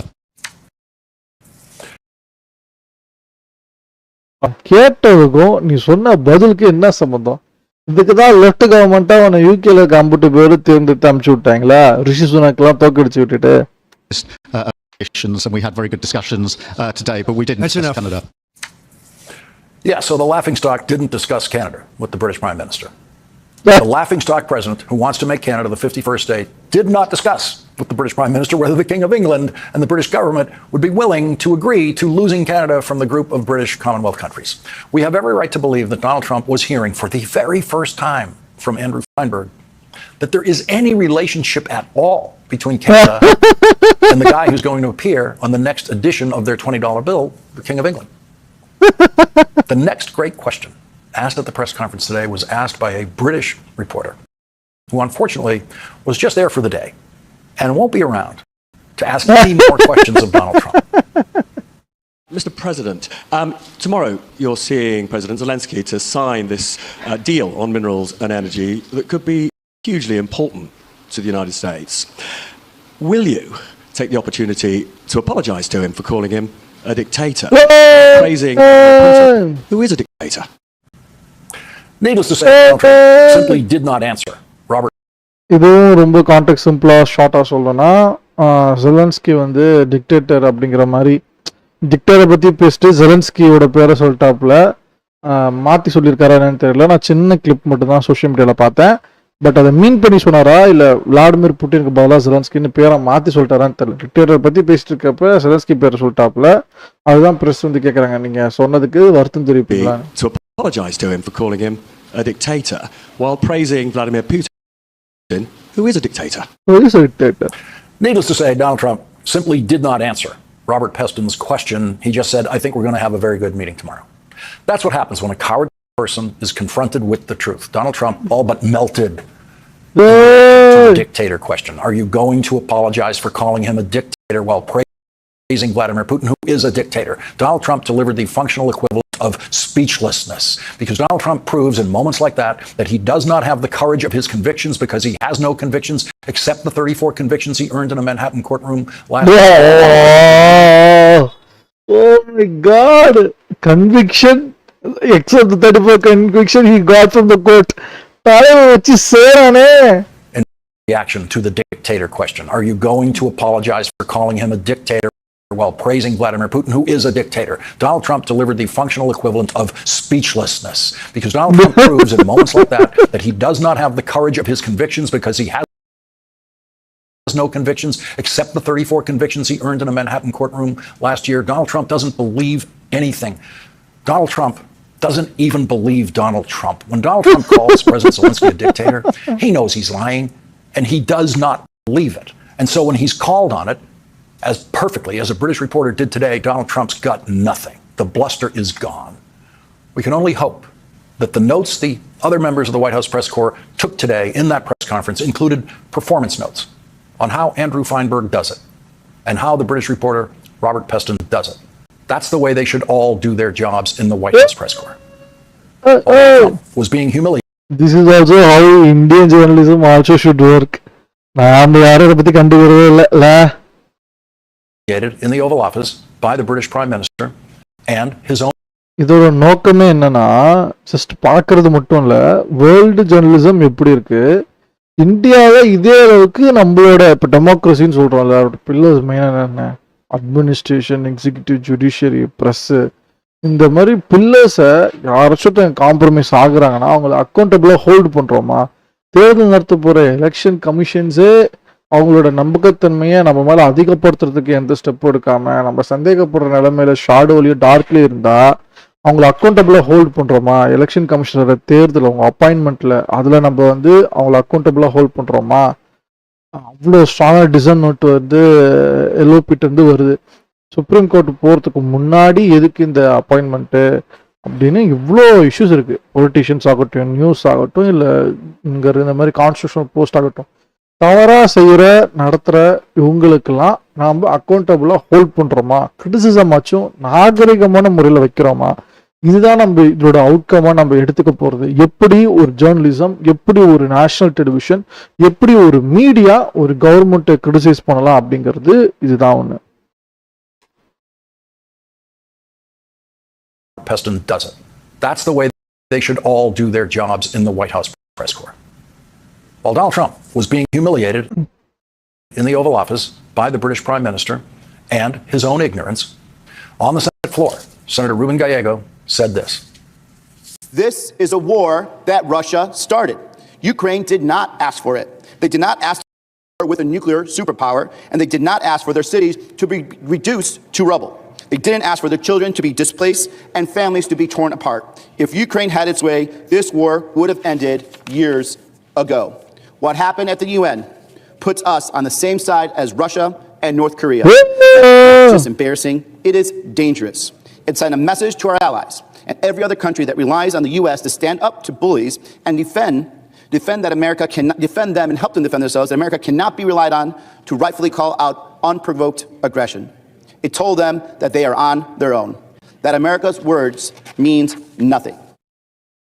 வா வச்சு சேராங்க பார்த்தீங்களா? Next one.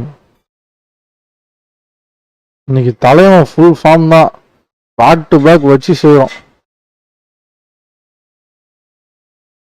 நான் suppose முக்கியமான ஏதாவது contact கொடுக்கணும், ஒரு translate பண்ணால் நான் மீன் வயலில் அப்பப்போ பண்ணுறேன். So you guys will be in the loop.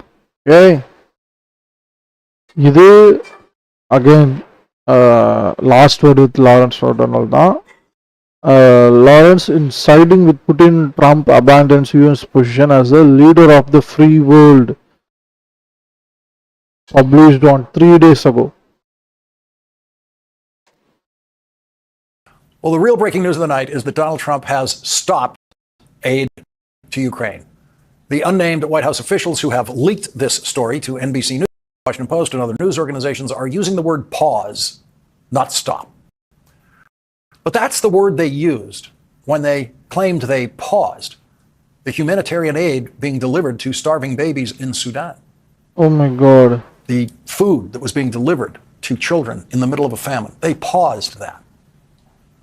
That pause killed starving children and is continuing to kill starving children because the truth is it was not a pause.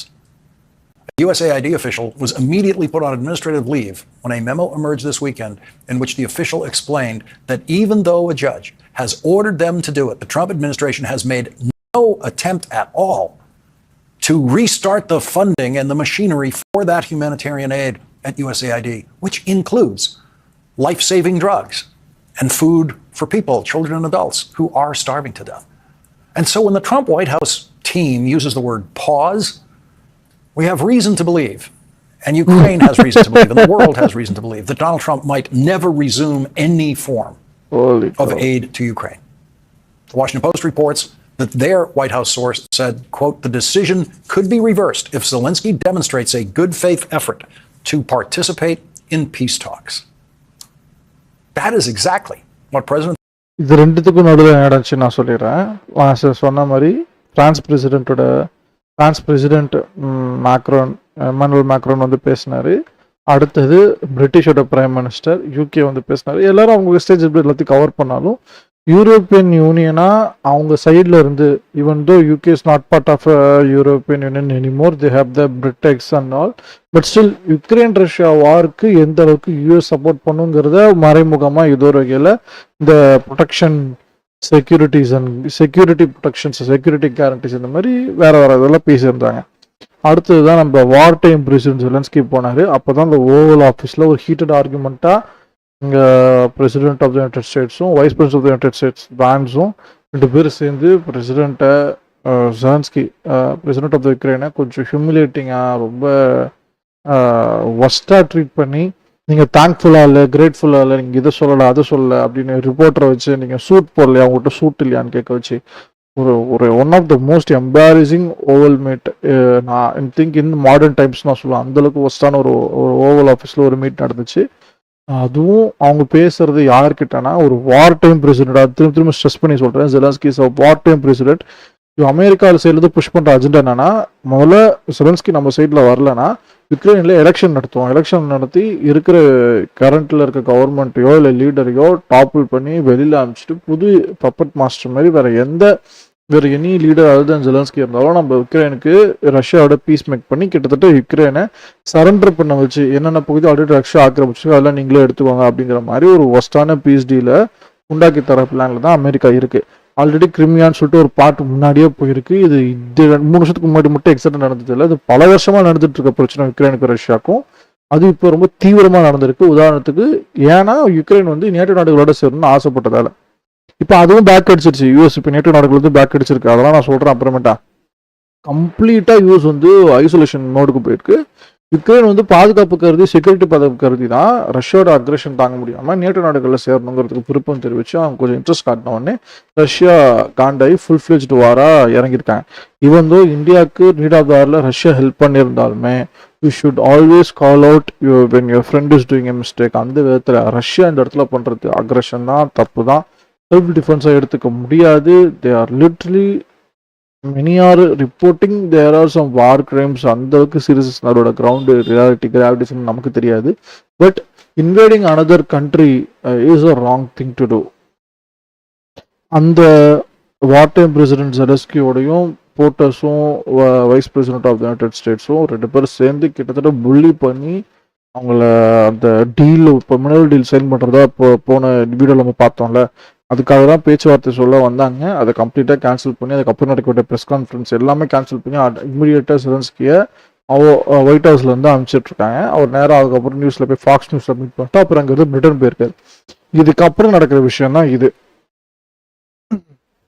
Zelensky demonstrated in the Oval Office on Friday when he was confronted with a very bad faith effort, first led by J.D. Vance, then followed incoherently by Donald Trump, to simply insult the president of Ukraine, much to the delight of the dictator who Donald Trump seems to think of as a comrade in arms. Let me tell you, Putin went through a hell of a lot with me. He went through a phony witch hunt where they used him and Russia. And he went through it. He was accused of all that stuff. The whole thing was a scam. And he had to put up with that. He was being accused of all that stuff. Was it a phony witch hunt? Yes. Vladimir Putin was accused of all that stuff because he did that stuff. Here is some of what Donald Trump and Vladimir Putin went through together. Russia, if you're listening, I hope you're able to find the 30,000 emails that are missing. And immediately after that, Russia, Vladimir Putin, did release Hillary Clinton's emails. The Mueller investigation, which Donald Trump claims proved nothing, actually proved that the Russian government, led by Vladimir Putin, did indeed do everything they possibly could, including the spread of lies online, to help elect Donald Trump president of the United States, which the Russian government did again last year. And will always try to vote for the candidate who they think will help Russia more than Ukraine. The first president of the United States. என்னங்க இது வேற அளவுக்கு கான்ஸ்பிரசியா பேசுறாங்க. Russia யூஎஸோட president தேர்ந்தெடுக்கிற அளவுக்கு influence including உள்ளதா? the spread of lies online, claims proved after that. Russia, if you're listening, I hope you're able to find the 30,000 emails that are missing. And immediately after that, Russia, Vladimir Putin, did release Hillary Clinton's emails. The Mueller investigation, which Donald Trump claims proved nothing, actually proved that the Russian government, led by Vladimir Putin, did indeed do everything they possibly could, including the spread of lies online, to help elect Donald Trump president of the United States, which the Russian government did again last year. And will always try to do for the candidate who they think will help Russia more than Ukraine. The first president of the United States to earn the title leader of the free world was Franklin Delano Roosevelt in World War II. When World War II began, with Adolf Hitler's invasion of Poland in 1939, which was the mirror image of Vladimir Putin's invasion of Ukraine, the United States Army was the 17th largest army in the world. We were not ready for World War II. But by the time the United States entered World War II, President Roosevelt was in the middle of a military buildup that would make the United States the most powerful military force on the planet. President Roosevelt made the key decisions that won World War II in Europe and in the Pacific. British Prime Minister Winston Churchill was opposed to President Roosevelt's plan for a massive military invasion on the beaches of France across the English Channel to drive Nazi Germany out of France. And so were some of the commanding generals who were serving President Roosevelt. But the president persisted with his strategy, winning Winston Churchill's support only at the last minute for the D-Day invasion, for what turned out to be the decisive military operation of World War II in Europe. And while Franklin Roosevelt was planning the D-Day invasion and other tactical victories in World War II, President Roosevelt was designing what would become the United Nations, the institution he hoped would be the preserver of peace worldwide after the war. Franklin Roosevelt did not live long enough for the opening of the United Nations in 1946, and the term leader of the free world was not widely applied to American presidents until the Cold War era, when the United States and the Soviet Union, led by a Russian dictator, were locked into a decades-long standoff with nuclear weapons aimed at each other 24 hours a day.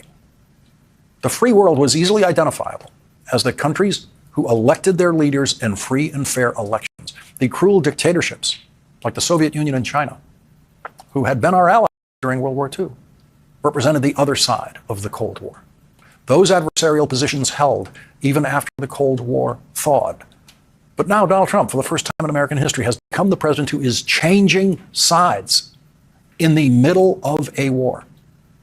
The last leader to do that, the last head of state to do that, was Adolf Hitler in World War II, when he suddenly, and intemperately to say the least, after conquering Poland and France and other countries, turned and attacked his ally, the Soviet Union. No other European country has ever done that, which is why, after Donald Trump's incoherent, raging performance in the Oval Office on Friday, European leaders embraced President Zelensky, No! to support Ukraine against a murderous Russian dictator war criminal in every way they can. While Donald Trump was yelling in the Oval Office Friday, the war criminal Vladimir Putin was firing missiles and drones into Ukraine all day long. Ukraine on Friday didn't fire a single shot across the Russian border into Russia, not one shot. And so the President of the United States is no longer the leader of the free world or even a defender of the free world. The free world has rallied around the leader who, though struggling with a language barrier, tried to cut through Donald Trump's lies in the Oval Office on Friday. President Volodymyr Zelensky might never be called the leader of the free world, but he is, without a doubt, the bravest leader in the free world. Yeah! Our discussion tonight is Democratic Senator Mark Kelly of Arizona. He is a member of the Senate Armed Services Committee and the Senate Intelligence Committee. Senator, thank you very much for joining us tonight. I want to, first of all, get your reaction to what happened in the Oval Office on Friday. Well, I met with Zelensky before that. We had a great meeting. Cameras were out of the room. What I saw in the Oval Office, what feels like a setup, and where Donald Trump and J.D. Vance feel like they're demonstrating a certain amount of strength. What they really showed the American people and the rest of the world was weakness, abandoning our ally at their most needed time. I mean, this war has gone on now for 3 years. It does need to end. But it doesn't need to end by the United States of America switching sides. That is a mistake. I don't think Donald Trump understands, or I don't even think he has the capacity to understand what he just did. But this was a colossal error, and if it is not corrected, I think it's going to haunt our country for decades. And also tonight's news that they are, as they put it, the Trump White House puts it, pausing all aid to Ukraine. What happens next? Well, what happens next is more Ukrainians die. That means more women, more children, more old people. They're not going to be able to fight off attacks from the Russians without security assistance that we give them. I've been to Ukraine a couple times. I know J.D. Vance hasn't. Donald Trump hasn't. My colleagues on both sides of the aisle, many of us have.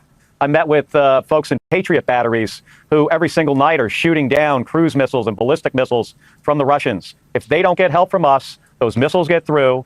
Putin targets schools and hospitals to try to intentionally kill civilians. This decision tonight by the White House means more innocent Ukrainians will die. Can Europe rally now to a point where it can replace, to some extent, the American aid? It's hard to replace us. You talked about how we're the leader of the free world. We have been since FDR. I think we've been even before that. And I don't think Donald Trump understands leadership. He doesn't understand FDR or Churchill. He doesn't understand history. Can the Europeans step up? It looks like they're going to try to. But without our leadership, without our assistance, this gets very, very hard for the Ukrainians. And by the way, it gets easier for Russia. This is what Russia wants. The Kremlin just today, Lawrence, said that this was largely their vision. This is what they wanted. They now have Donald Trump, J.D. Vance, and I guess to some extent, Elon Musk on their side. How many times have you heard President Zelensky say thank you? It seems like every other sentence. He did on Friday in our meeting. He has a habit of saying thank you to the American people. Thank you to Congress. Thank you to this president. Thank you to Joe Biden. I don't think I've ever met somebody that is more appreciative than Zelensky. I mean, he understands that we, how much help we are giving them. That's it. And without it, his country doesn't survive. And if we don't get back in there and give them the assistance that they need, Russia is going to win this thing. And make no mistake, Putin wants to put back the Soviet Union, put it all back together, and he'll pick the next target. Do you think there's any hope of Republican senators taking any action here? Well, Lisa Murkowski stood up and said, put out a strong statement the other day. I think there is some hope. However, especially after this election, many of my Republican colleagues have unfortunately fallen in line, and they will parrot whatever Donald Trump is. If he changes his opinion on something, if he switches sides in conflict, many of them will just get in line right behind him. And that's really unfortunate. And the consequence of all this, Lawrence, is that as a country, we're less safe. As an individual here in the United States, you are less safe, your family is less safe, our future is less safe. ரொம்ப heart ஒரு news. நம்ம கடந்து போவோம். இது Trump வந்து ஒரு tariff ஒன்று போட்டார்ல, அந்த டாரிஃப் 25% கனடாக்கும் 25% மெக்சிகோக்கும் ஆல்ரெடி 10% வச்சிருக்க சைனாக்கு அடிஷ்னலாக 10% போட்டு கிட்டத்தட்ட 20% சைனாக்குன்னு ஏற்றினாப்புல அதை போட்டு ஸ்டாக் மார்க்கெட் அடி வாங்கி உடஞ்சி ஆஹா இது செய்யப்பட்டு வராது போல நம்ம பேக் அடிக்கணும்னு உணர்ந்த தருணம், ட்ரம்ப் தன் தவறை உணர்ந்த தருணம், அதை வச்சு கிரிட்டிசைஸ் பண்ணி அடுத்த நியூஸ் ஆர்டிக்கல் இது லான்ச் ஆனது March 6th, literally நேத்து. Okay, let's go.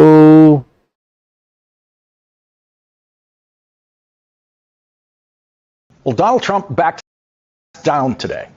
It doesn't happen every day. But because Donald Trump is actually, by far, the most cowardly president we have ever had, who's pretending to be a tough guy, he has backed down in his first presidency. தலைவன் நம்மள surprise பண்றதுல ஒரு விடுறதே இல்ல, வச்சு செய்யறாப்ல எல்லாத்தையும். Now, in this one, than any other president has done it. He backs down within a day of making decisions, pulls them back. Donald Trump backed down today, and no one was surprised. There are people who have to make their living based on knowing when Donald Trump is going to back down. They include the richest people in America and their day-to-day investment practitioners on Wall Street. Wall Street knows that Donald Trump is a pathological liar, which everyone knows. And Wall Street knows. Wall Street. யோசிச்சு பாருங்களேன், ஒரு president of the United ஸ்டேட்ஸ்ல like he is the head of the state, he holds the highest power in the United States. அந்த ஒரு பர்சனை ஒரு media criticise பண்ண முடியும். எப்படி கிரிட்டிசைஸ் பண்ண முடியும்னா they can call him out as a pathological liar. அந்த ஃப்ரீடம் அங்க இருக்கு. America and their day-to-day investment practitioners on Wall Street. Wall Street knows that Donald ஏன் தெரியல ரொம்ப ஹேங் ஆகுது. Investment practitioners on Wall Street. Wall Street knows that Donald Trump is a pathological liar, which everyone knows. And Wall Street knows that Donald Trump doesn't understand anything about economics. Nothing. Wall Street has been listening to Donald Trump very carefully for years, and they've never once heard Donald Trump accurately describe what a tariff is. The truth of tariffs forced Donald Trump to back down today. Wall Street knows that Donald Trump lies every time he talks about tariffs. Everyone on Wall Street knows that no foreign country has ever paid an American tariff and never will. Wall Street knows the only people who pay Trump tariffs are people in the United States who pay for imported goods, like, say, coffee. Unless you're one of the lucky ones who has tasted the very small batch and very expensive coffee grown in Hawaii. Not one drop of coffee you have swallowed in your life came from an American coffee bean. Every ounce of coffee you have swallowed came from another country. According to Donald Trump, the United States of America should be buying nothing from other countries. Tell that to the 211,000 people working in Starbucks just in the United States and the 361,000 people working in Starbucks worldwide. வெறும் consumer point of வியூவில் சாதாரண customer ஒரு நாட்டு citizen வாங்குறது மட்டும் இல்லை, இந்த காஃபியை வச்சு நம்பி எவ்வளோ பெரிய ஸ்டார்பக்ஸுங்கிற ஒரு மிகப்பெரிய ஒரு ப்ரைவேட் ஒரு ஒரு எம்என்சின்னு சொல்லாமா, ஏன்னா it is a multinational company, எல்லா இடத்துலையும் ஸ்டார்பக்ஸ் எல்லா ஊர்லேயும் அவைலபிளாக இருக்குது. அவங்களோட டேர்ம்ஸ் அண்ட் கண்டிஷன்ஸ் இந்த அளவுக்கு புரட்டி போடும், அவங்க பிஸ்னஸ் ஆப்ஷன் இந்த அளவுக்கு புரட்டி போடும். ரிட்ரேஷனால எத்தனை நாடுகளில் ஸ்டார்பக்ஸை பேன் பண்ணுவாங்க, எவ்வளோ ரெஸ்ட்ரிக்ஷன்ஸ் கொடுப்பாங்க, இவ்வளோ பெரிய ஒரு டாமினோ எஃபெக்ட் அது உருவாக்குது பாருங்க. In Starbucks, nothing from other countries. Tell that to the 211,000 people working in Starbucks just in the United States and the 361,000 people working in Starbucks worldwide. The coffee economy in the United States employs literally millions of people, all based on a product imported from other countries, imported from Africa, imported from South America. And this country could not survive a day without coffee, and we all know it. I could go on, listing examples of why international trade is a good and necessary thing. That is a fact that has been known since before the American colonies were settled, but Donald Trump doesn't know it. And so Wall Street knows that their job is to teach their slowest student, Donald Trump, whenever he goes dangerously too far on his illegal Trump tariff crusade. And the Trump tariffs are illegal because the Constitution puts Congress exclusively in charge of tariffs, just as Congress is exclusively in charge of income tax rates, but a provision that entered federal law during the Cold War provided the president with the authority to change individual tariffs only for national security reasons. The intention. இப்போ காங்கிரஸ் சொல்றாங்களா, அமெரிக்காவில் காங்கிரஸ்னா என்ன? எனக்கு அமெரிக்காவை பற்றி அந்த அளவுக்கு knowledge இல்லை. ஸோ நம்ம அதை ஓரளவுக்கு பேசிக்காக என்னதுன்னு சர்ச் பண்ணிப்போம். What is Congress and its power in American போடுவோம். ஏன்னா இப்போ பிரசிடென்ட் ட்ரம்ப் என்ன பண்ணாரு, காங்கிரஸ் மீட் பண்ணுறதுக்கு ஜாயிண்ட் செஷன் அதுதான் போய் ஸ்பீச் கொடுத்தாரு. ஸோ அதனால காங்கிரஸ்ன்றாங்களே, காங்கிரஸ்க்கு மட்டும் தான் டாரிஃப் போடுற அதிகாரமே இருக்கு. Unless a president chooses to do it for a national reason, national த்ரெட்டா அந்த மாதிரி ரீசன் இருந்தால் மட்டும்தான் எடுக்க முடியும். So what is Congress and its power USA.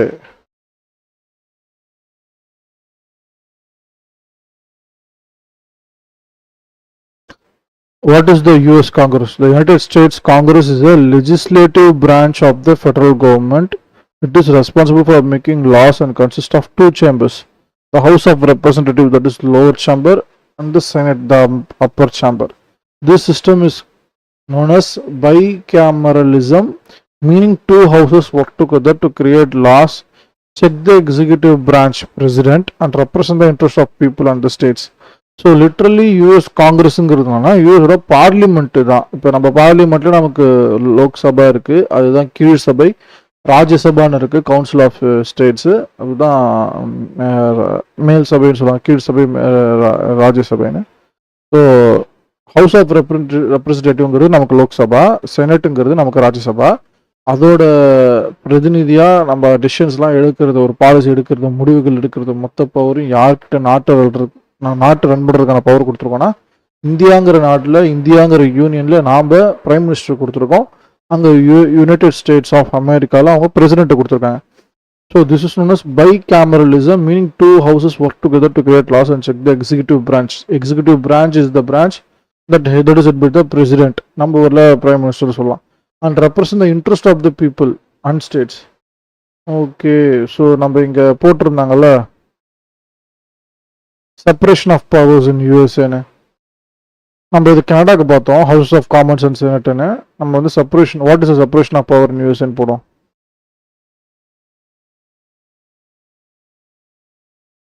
இன்னும் நிறைய இருக்கு போல, நம்ம கொஞ்சம் தான் படிச்சிருக்கோம். Okay, powers of Congress. The US Constitution, mainly in Article 1, grants Congress several key powers. Lawmaking power creates federal laws. Both the House and Senate must pass a bill before it becomes a law. Overrides presidential vetoes. Presidential veto overrides presidential vetoes. Congress can override a president's veto with a 2/3 vote in both chambers. வீட்டோன்னு என்ன சொல்லுவாங்கன்னா, இப்போ ஒரு bill, ஒரு விஷயம் கொண்டு வராங்கன்னா, ஒரு president நினைச்சாருன்னா அது தள்ளுபடி ஆகாது, செல்லாதுன்னு ஒரு காலாவதி ஆக்கிடலாம். அதுதான் வீட்டோ பவர்னு சொல்லுவாங்க. அவங்க நினைச்சாங்கன்னா பெரும்பான்மை அவங்களோட வெஸ்டட் பவர்லாம் அவங்களால பண்ண முடியும். நம்ம என்னன்னே படிப்போமே, what is president வீட்டோன்னு.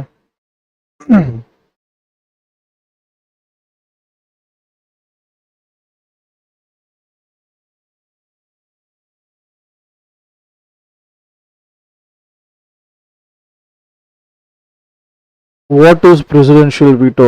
A veto is a president's power to reject a bill passed by a Congress. As I said, முதல்ல லோக்சபாவில் இருக்கவங்க சேர்ந்து ஒரு பில்லை கொடுத்து, அங்கே பாஸ் ஆனதுக்கப்புறம் ராஜ்யசபாவில் போய் அந்த பில்லை கொடுத்து அப்புறமேட்டா எக்ஸிக்யூட்டிவ் பிரான்ச்சுக்கு போவோம். ஸோ பிரசிடென்ட் நினைச்சாருன்னா இதை பாஸ் பண்ண முடியாதுன்னா ஒரு ரிஜெக்டே பண்ணலாம் ஒரு பில்லை.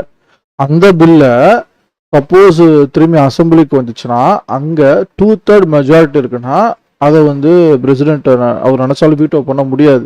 The veto is a president's power to reject a bill passed by Congress. This prevents the bill from becoming law unless Congress overrides the veto.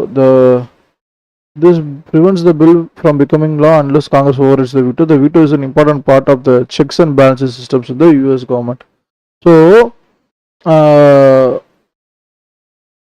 okay, basically this is a legislative assembly branch, அது வந்து executive branch. Types of vetoes. Regular veto. The president rejects a bill, sends it back to the Congress with the reasons for the rejection. நம்ம ஊரில் president reject பண்ணுறதுக்கு இல்லை governor, கிட்டத்தட்ட governor ப்ராசஸும் state கவர்னர்னா அங்கே president. So எதனால் அதை கையெழுத்து போடலை, எதனால் ரிஜெக்ட் பண்ணுற அந்த பில்லுங்கிறதுக்கு அவங்க ரீசன்ஸ் கொடுப்பாங்க. Congress can override the veto with 2/3 majority in the both houses the houses of representative and the Senate. If Congress fails to override, the bill dies. So regular வீட்டோவில் சப்போஸ் ஒரு பில்லை lower ஹவுஸ்லையும் upper ஹவுஸ்லையும் அவங்க பாஷையில் சொல்லணும்னா House of the ரெப்ரஸன்டேட்டிவ்ஸ்லையும் செனட்லையும் ஹவுஸ் ஆஃப் த செனட்லையும் பாஸ் ஆச்சுன்னா பிரசிடென்ட் நினைச்சாருன்னா அவரோட தன்னிச்சை முடிவில் அதை அந்த பில்லையே அவர் வந்து ரிஜெக்ட் பண்ணலாம். ரிஜெக்ட் பண்ண பில்லை திரும்பி காங்கிரஸ் கிட்ட வந்து வித் ரீசன்ஸோட ரிஜெக்ட் பண்ண போறாரு. காங்கிரஸ் நினைச்சாங்கன்னா 2/3 மெஜாரிட்டியை காமிச்சு திரும்பியும் ரீசன்ஸோட நாங்கள் இதுதான் பண்ண போறோம்னு திரும்பியும் பிரசிடென்ட் காமிச்சோம்னா பிரசிடென்ட்டோட எதுவுமே பண்ண முடியாது, சைன் பண்ணி தான் ஆகும். இது நார்மல் வீட்டோ. பாக்கெட் வீட்டோன்னு சொல்றாங்க. If Congress adjourns hence session within 10 days of sending a bill to the president does not sign it, the bill is automatically vetoed. அதாவது பாக்கெட் வீட்டோங்கிறது என்னன்னா, இப்போ இந்த பில்லை அனுப்புறாங்கல்ல, அந்த பில்லை அனுப்புறதுக்கு 10 நாள் தான் இந்த செஷன் முடியறதுக்கே இருக்கு. 10 நாளுக்குள்ள நாங்கள் லா ஒன்று அனுப்புறோம் சைன் பண்ணுங்கன்னு சொல்லி ஒரு பில்லை கிரியேட் பண்ணி பிரசிடென்ட்டுக்கு கொடுத்து பிரசிடென்ட் சைன் பண்ணல, அதை 10 நாளுக்குள்ள சைன் பண்ணல, அவரெல்லாம் படிச்சு பார்க்கணும், அனலைஸ் பண்ணணும், அவ்வளோ டைம் எடுத்து பாருல, அந்த மாதிரி 10 நாளுக்குள்ள அந்த பிரசிடென்ட் சைனே பண்ணலாம், அந்த பில் ஆட்டோமேட்டிக்காக வீட்டோ இது ஏற்றுக்கப்படாது அப்படின்னு. Unlike regular veto, Congress cannot override pocket veto. அதாவது ரெகுலர் வீட்டில் இருக்க மாதிரி ஓகே பிரசிடென்ட் தான் சைன் பண்ணலையா, அதனால ஆட்டோமேட்டிக்காக வீட்டோ ஆனதால காங்கிரஸ்ட்ட வந்து திரும்பி காங்கிரஸ் 2/3 மெஜாரிட்டி கான்ஸ்ல அந்த பில்லை பாஸ் பண்ண முடியாது, அந்த பில்லை லாவாக்க முடியாது. ஏன்னா it creates sex and balances. So மக்களோட நீதிமன்றங்களில் மக்களின் பிரதிநிதி பாராளுமன்றத்தில் பிரச்சாரம் பண்ணி டிபேட் பண்ணி வாடாடி ஒரு லாவை கொண்டு வந்து அதை பிரசிடென்ட்ட போய் பிரசிடென்ட் அதை ஃபுல்லாக ஆராய்ஞ்சு முடிஞ்சு எதனால் ரிஜெக்ட் பண்ணுறோன்னு ரீசன்ஸோட கொடுத்தா மட்டும்தான் அந்த வீட்டோ ரிவர்ஸ் பண்ணுறதுக்கான சான்ஸ், அந்த பவர் வந்து காங்கிரஸ்க்கு இருக்கு. Veto over right process. இப்போ இந்த மாதிரி 10 நாளுக்கு முன்னாடி நான் யோசிச்சு பாருங்களேன், இது மிஸ்யூஸ் பண்ணோன்னா காங்கிரஸ் வச்சாருன்னா கரெக்டாக செஷன் முடியறதுக்கு 10 நாள் முன்னாடி ஒரு பில் பாஸ் பண்ணி எப்படியும் அதுக்குள்ளே சைன் பண்ண போகிறதுல ஆட்டோமேட்டிக்காக வீட் ஆக போது. திரும்பியும் காங்கிரஸ்ட்ட வந்தால் காங்கிரஸ் 2/3 மெஜாரிட்டி காட்டுறோம், நாங்கள் பண்ணுறது தான் முக்கியம் அப்படின்னு பிரசிடென்ட்டோட ரூலே ஓவர் ரூல் பண்ணுற மாதிரி பிரசிடென்ட்டோட இன்ட்ரெஸ்டே அவரோட பவரையே மிஸ்யூஸ் பண்ணுற மாதிரி நாங்கள் நினச்சதை பண்ண முடியும்னு பண்ணாங்கன்னா அது வந்து it's bad for democracy, it's bad for கண்ட்ரியில். அதனால தான் செக்ஸ் அண்ட் பேலன்சஸ் வச்சிருக்காங்கன்னு நினைக்கிறேன். Veto override process. Congress passes a bill, sends it to the president. If the president vetoes it, the bill goes back to the Congress. Congress can override the veto with 2/3 vote in the both chambers. If successful, the bill becomes law despite the president's rejection. Historical examples. Andrew Johnson had the most vetoed overridden by the Congress. Franklin D. Roosevelt, அதான் நம்ம இப்போ நியூஸில் திரும்பி பார்த்துக்கிட்டே இருந்தோம், used the most vetoes, 639 total. அப்பா எவ்வளோ veto. Donald Trump 2020, Congress overrode his veto on military defense bill. Wow, literally wow. Purpose of the veto: prevents rash and harmful laws from being passed, gives the president a say in lawmaking, forces Congress to reconsider bills and make improvements. Veto is a powerful tool, but it cannot be overturned if Congress has enough support. Separation of powers use பண்ணுறது சிம்பிளாக பார்த்துருவோம்.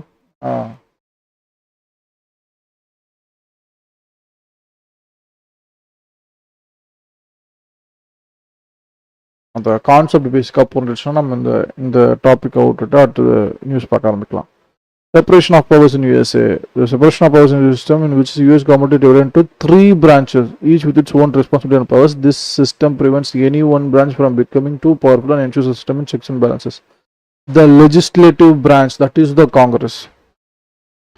3 branches of the government. First one, the legislative branch, that is the Congress, makes laws. Who?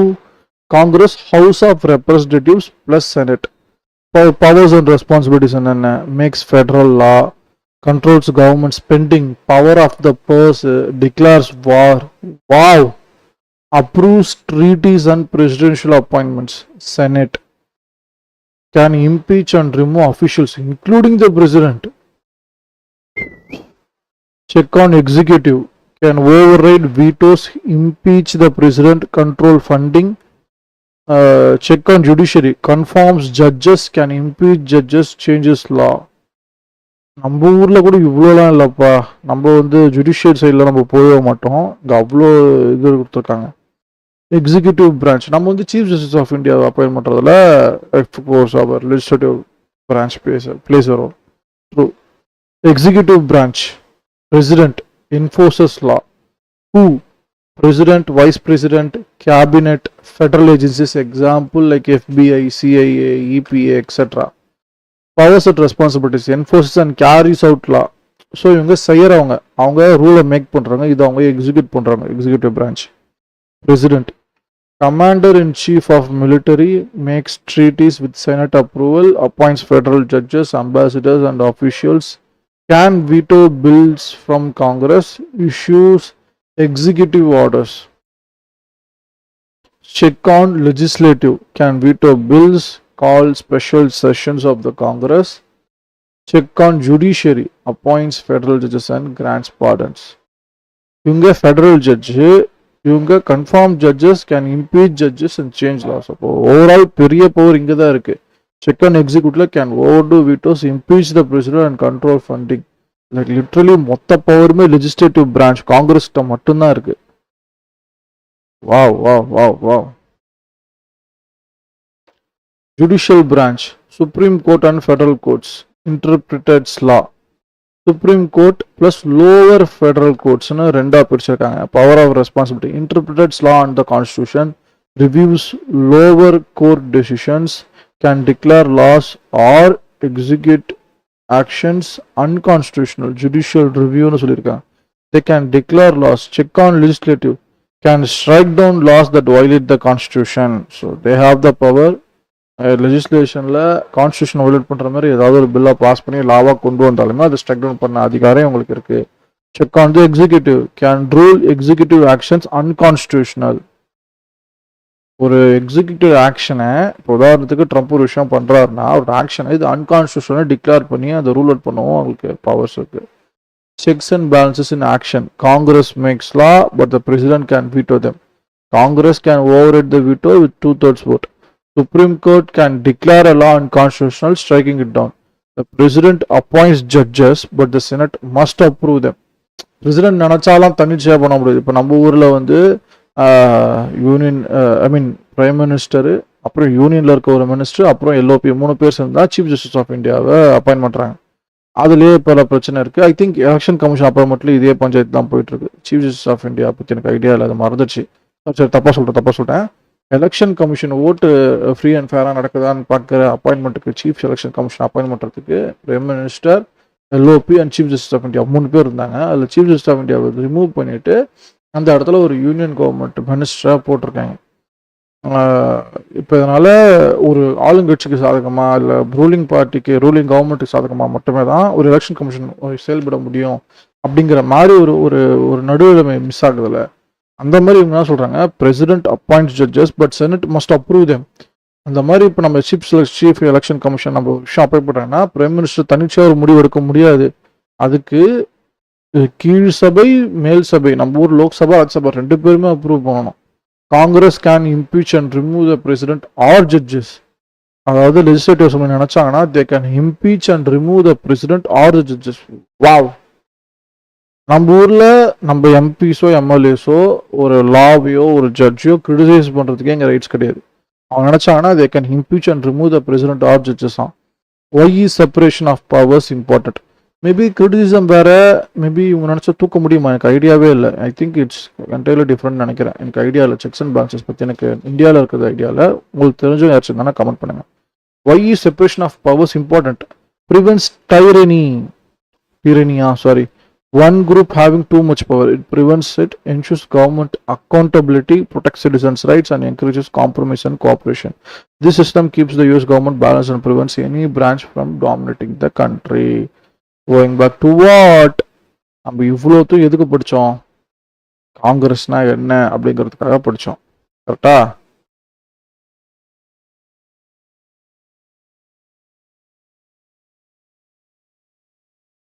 Congress என்ன சொல்கிறாங்க, United state Congress legislative branch. நான் சொன்ன 3 பிரான்ச்சில் legislative branch ஒன்று இருக்குது, அப்புறம் எக்ஸிக்யூட்டிவ் பிரான்ச்சுங்கிறது தான் பிரசிடென்ட், 3வது judiciary. So Congress, United States Congress, the legislative branch of the federal government, it is responsible for making laws and constitutions of two chambers: House of Representatives, lower chamber; Senate, upper chamber. Power of Congress: law making, creates federal law, over its presidential vetoes. Financial power, power of the purse, controls government spending. Congress decides how tax money is collected and spent. நம்ம ஊரில் இருக்க ஒரு குறிப்பிட்ட ஒரு union finance minister மாதிரி இல்லாமல் எப்படி இதை வாங்கணும், எப்படி கலெக்ட் பண்ணணும், எப்படி ஸ்பெண்ட் பண்ணணுங்கிற முதற்கொண்டு காங்கிரஸ் முடிவு பண்ணணும் அப்படின்னு சொல்லியிருக்காங்க. இதை பட்ஜெட்டுன்னு இதான்ப்பா பட்ஜெட் இப்படி தான் வாங்குறோம், இப்படி தான் கொடுக்குறோம், இல்லை ஃபைனான்ஸ் கமிஷன் இதுதான் சொல்லுது, இதான் ரெக்கமெண்ட் பண்ணுதுன்னு அப்படின்னு பண்ணாமல் ஒவ்வொன்றுமே செக்ஸ் அண்ட் பேலன்சஸ் வச்சு லோவர் ஹவுஸ்லையும் அப்பர் ஹவுஸ்லையும் பாஸ் பண்ணணும் அப்படிங்கிறத நான் புரிஞ்சுக்கிறேன். Approves the federal budget. They have to approve. The president proposes a budget, but Congress must approve it. தெரியுதா செக்ஸ் அண்ட் பேலன்ஸு? இங்கே பிரைம் மினிஸ்டரோ ஃபைனான்ஸ் மினிஸ்டரோ அவங்க பட்ஜெட் தான் அறிவிச்சுவாங்க. அவங்க ஒரு விஷயத்த நாங்கள் இதை ப்ரொப்போஸ் பண்ணுறோம், இது ஓகேவான்னு கேட்டு கீழ் சபையிலையும் மேல் சபையிலும் அப்ரூவ் வாங்க மாட்டாங்க. levies and collects taxes. Congress sets tax laws and determines how revenue is used. War and defense powers. Declares war. Only Congress can officially declare war, not the president. We are at war. President நினைச்சனா தனிச்சியா ஒரு வார announce பண்ண முடியாது. Only Congress can officially declare war. Wow. நம்ம பார்த்த American Hollywood படங்களுக்கு அப்படியே ஆப்போசிட்டா இருக்குல்ல reality. Funds and regulates the military. Congress controls military spending and policies. Oversight and investigation. Checks the president and executive branch. Congress ensures that the government agencies follow the law, holds hearings and investigations.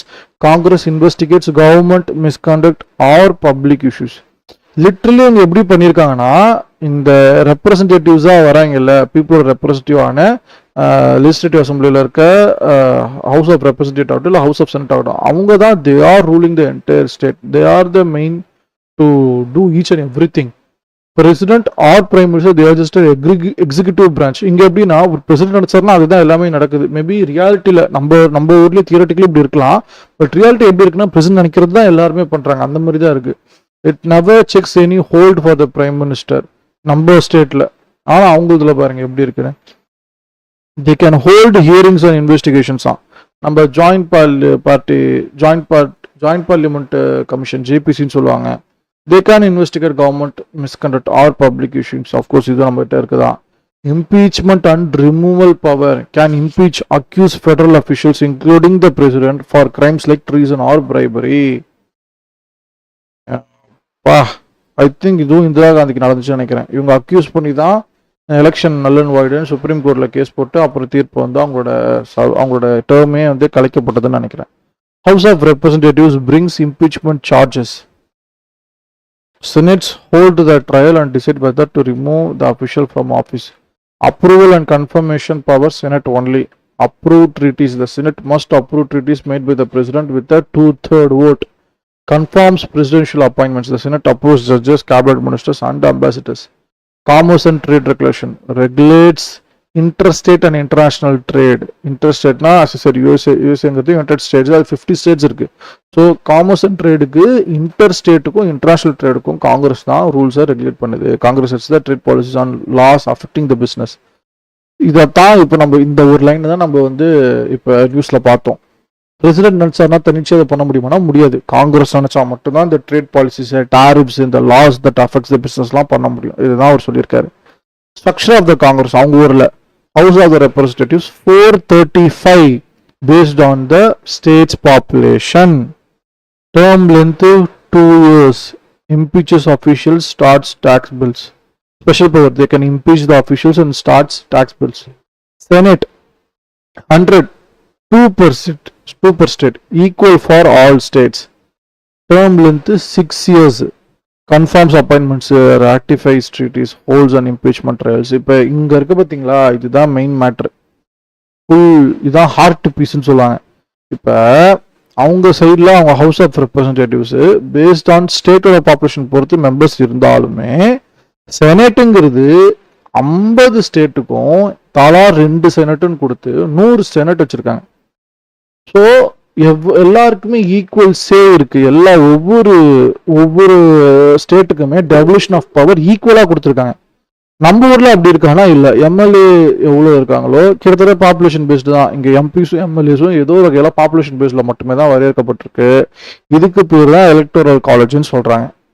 நமக்கு இந்த மாதிரி ஒவ்வொரு ஸ்டேட்டுக்கும் equal best performing ஸ்டேட்ஸ்க்கு உதாரணத்துக்கு financially கண்ட்ரியோட ஜிடிபிக்கே provide பண்ணிட்டு இருக்க முன்னோடியா இருக்கிற மகாராஷ்டிரா, தமிழ்நாடு, கேரளா, கர்நாடகா, வெஸ்ட் பெங்காலோ, any way of pulling up betterly developed states கிட்ட மொத்தமா பெரிய சே இல்லைனாலும் எலக்ட்ரல் காலேஜ் மூலிமா எல்லா ஸ்டேட்டுக்குமே ஈக்குவல் சே இருக்கு. எல்லா states and at least union territories எல்லா ஸ்டேட்டுக்கும் ரெண்டு ரெண்டு ராஜ்யசபா எம்பியும் எல்லா யூனியன் டெரிட்டரிக்கும் ஒரு ராஜ்யசபா எம்பியும் கொடுத்தா கூட நமக்கு ஒரு ஈக்குவல் டெவல்யூஷன் ஆஃப் பவர் ராஜ்யசபால இருக்கும். ஸோ தட் ஒரு ஸ்டேட் ஒரு ஒரு 2-3 ஸ்டேட் நினைச்சா மெஜாரிட்டி காட்ட முடியாது. இப்போ நம்ம ஊர்ல பத்திக்கிட்டு இருக்கிற டீலிமிட்டேஷன் பிரச்சனை இதுதான். இதை பத்தி கம்ப்ளீட்டா டீட்டெயில இன்னொரு ஸ்ட்ரீம்ல கண்டிப்பா பேசுறேன். But still just touching upon நம்ம ட்ரையல் மாதிரி எது நோக்கி போறோம். limits on congressional power. Congress cannot pass law that violate the constitution. Pass ex post facto laws that punish past actions retroactively. Laws that punish past actions retroactively. Tax exports, அதாவது முந்தைய company இதை பண்ணிச்சுன்னா அவங்கள திரும்பி போட்டு அடிக்கிற மாதிரி அதெல்லாம் பண்ண முடியாதுன்றாங்க போலன்னு நினைக்கிறேன். Pass ex post facto laws, tax exports, grant titles of nobility, example duke or lord, suspend habeas corpus, the right to a trial except in emergencies. They can suspend habeas corpus, the right to trial. Conclusion, Congress is one of the most powerful branches of government, shaping laws, taxes and military policies and government oversight. Its checks and balances help prevent abuse of power by president or court, ensuring that the US remains a democratic republic. Wow. Just wow. Coming back to the news section. At the time was a provision that entered federal law during the Cold War, provided the American colonies were settled, but Donald Trump doesn't know it, and so Wall Street knows that their job is to teach their slowest student, Donald Trump, whenever he goes dangerously too far on his illegal Trump tariff crusade. And the Trump tariffs are illegal because the Constitution puts Congress exclusively in charge of tariffs, just as Congress is exclusively in charge of income tax rates. But a provision that entered federal law during the Cold War provided the president with the authority to change individual tariffs only for national security reasons. The intention at the time was to allow the president to personally change tariffs in the event of war. No one writing that law thought that such tariffs could ever, under any circumstances, be imposed by the President of the United States on the most faithful and peaceful and supportive neighbor any country in the world has ever had, Canada. And so lost in the noise about the Trump tariffs is that very simple fact that they are illegal because none of them have the slightest relationship to national security.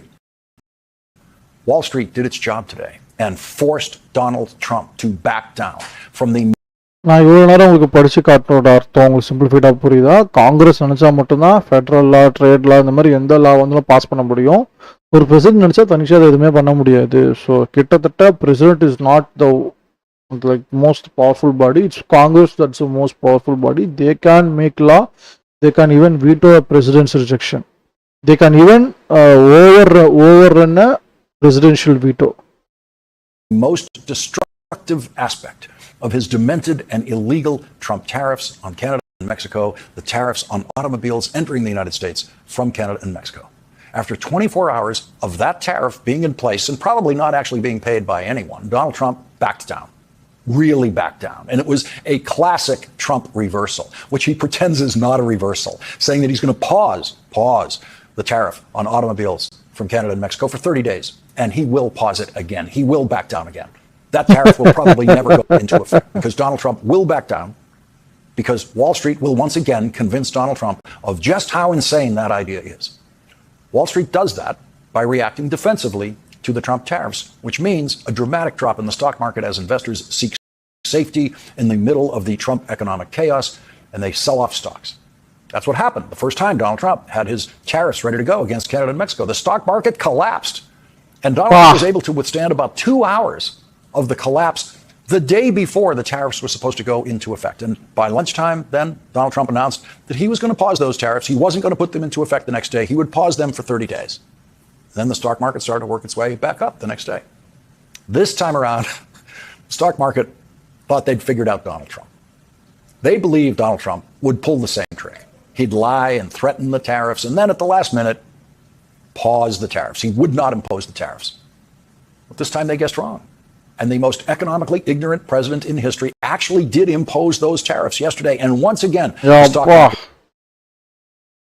Yeah, சொல்றீங்க 30 days pass பண்ணாங்கன்னா திரும்பி impose பண்ணிட்டாரா என்னன்னு புரியல Wall Street falls against losses wipe out post election gains for the S&P 500 crashed in the middle of the trading day today when the White House announced that Donald Trump would pause the tariffs on automobiles for 30 days.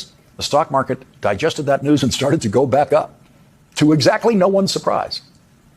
One of Donald Trump's favorite lies until last night was that the stock market just loves him and that the stock market was never higher than under his first Trump presidency. And that was a lie, of course. The stock market was higher under President Biden than it was under Donald Trump's presidency. In fact, the highest point the stock market has ever reached in its history was in Joe Biden's last month of the presidency. And last night, Donald Trump spoke for 99 minutes in an incoherent, rambling, lifeless, exhausting presentation with nothing designed to appeal to anyone who hasn't already voted for him. இப்படி செய்றீங்க உங்க president அப்பா உட்கார வச்சு படம் பார்த்துட்டு இருக்கீங்க நீங்க. Trump spoke for 99 minutes in an incoherent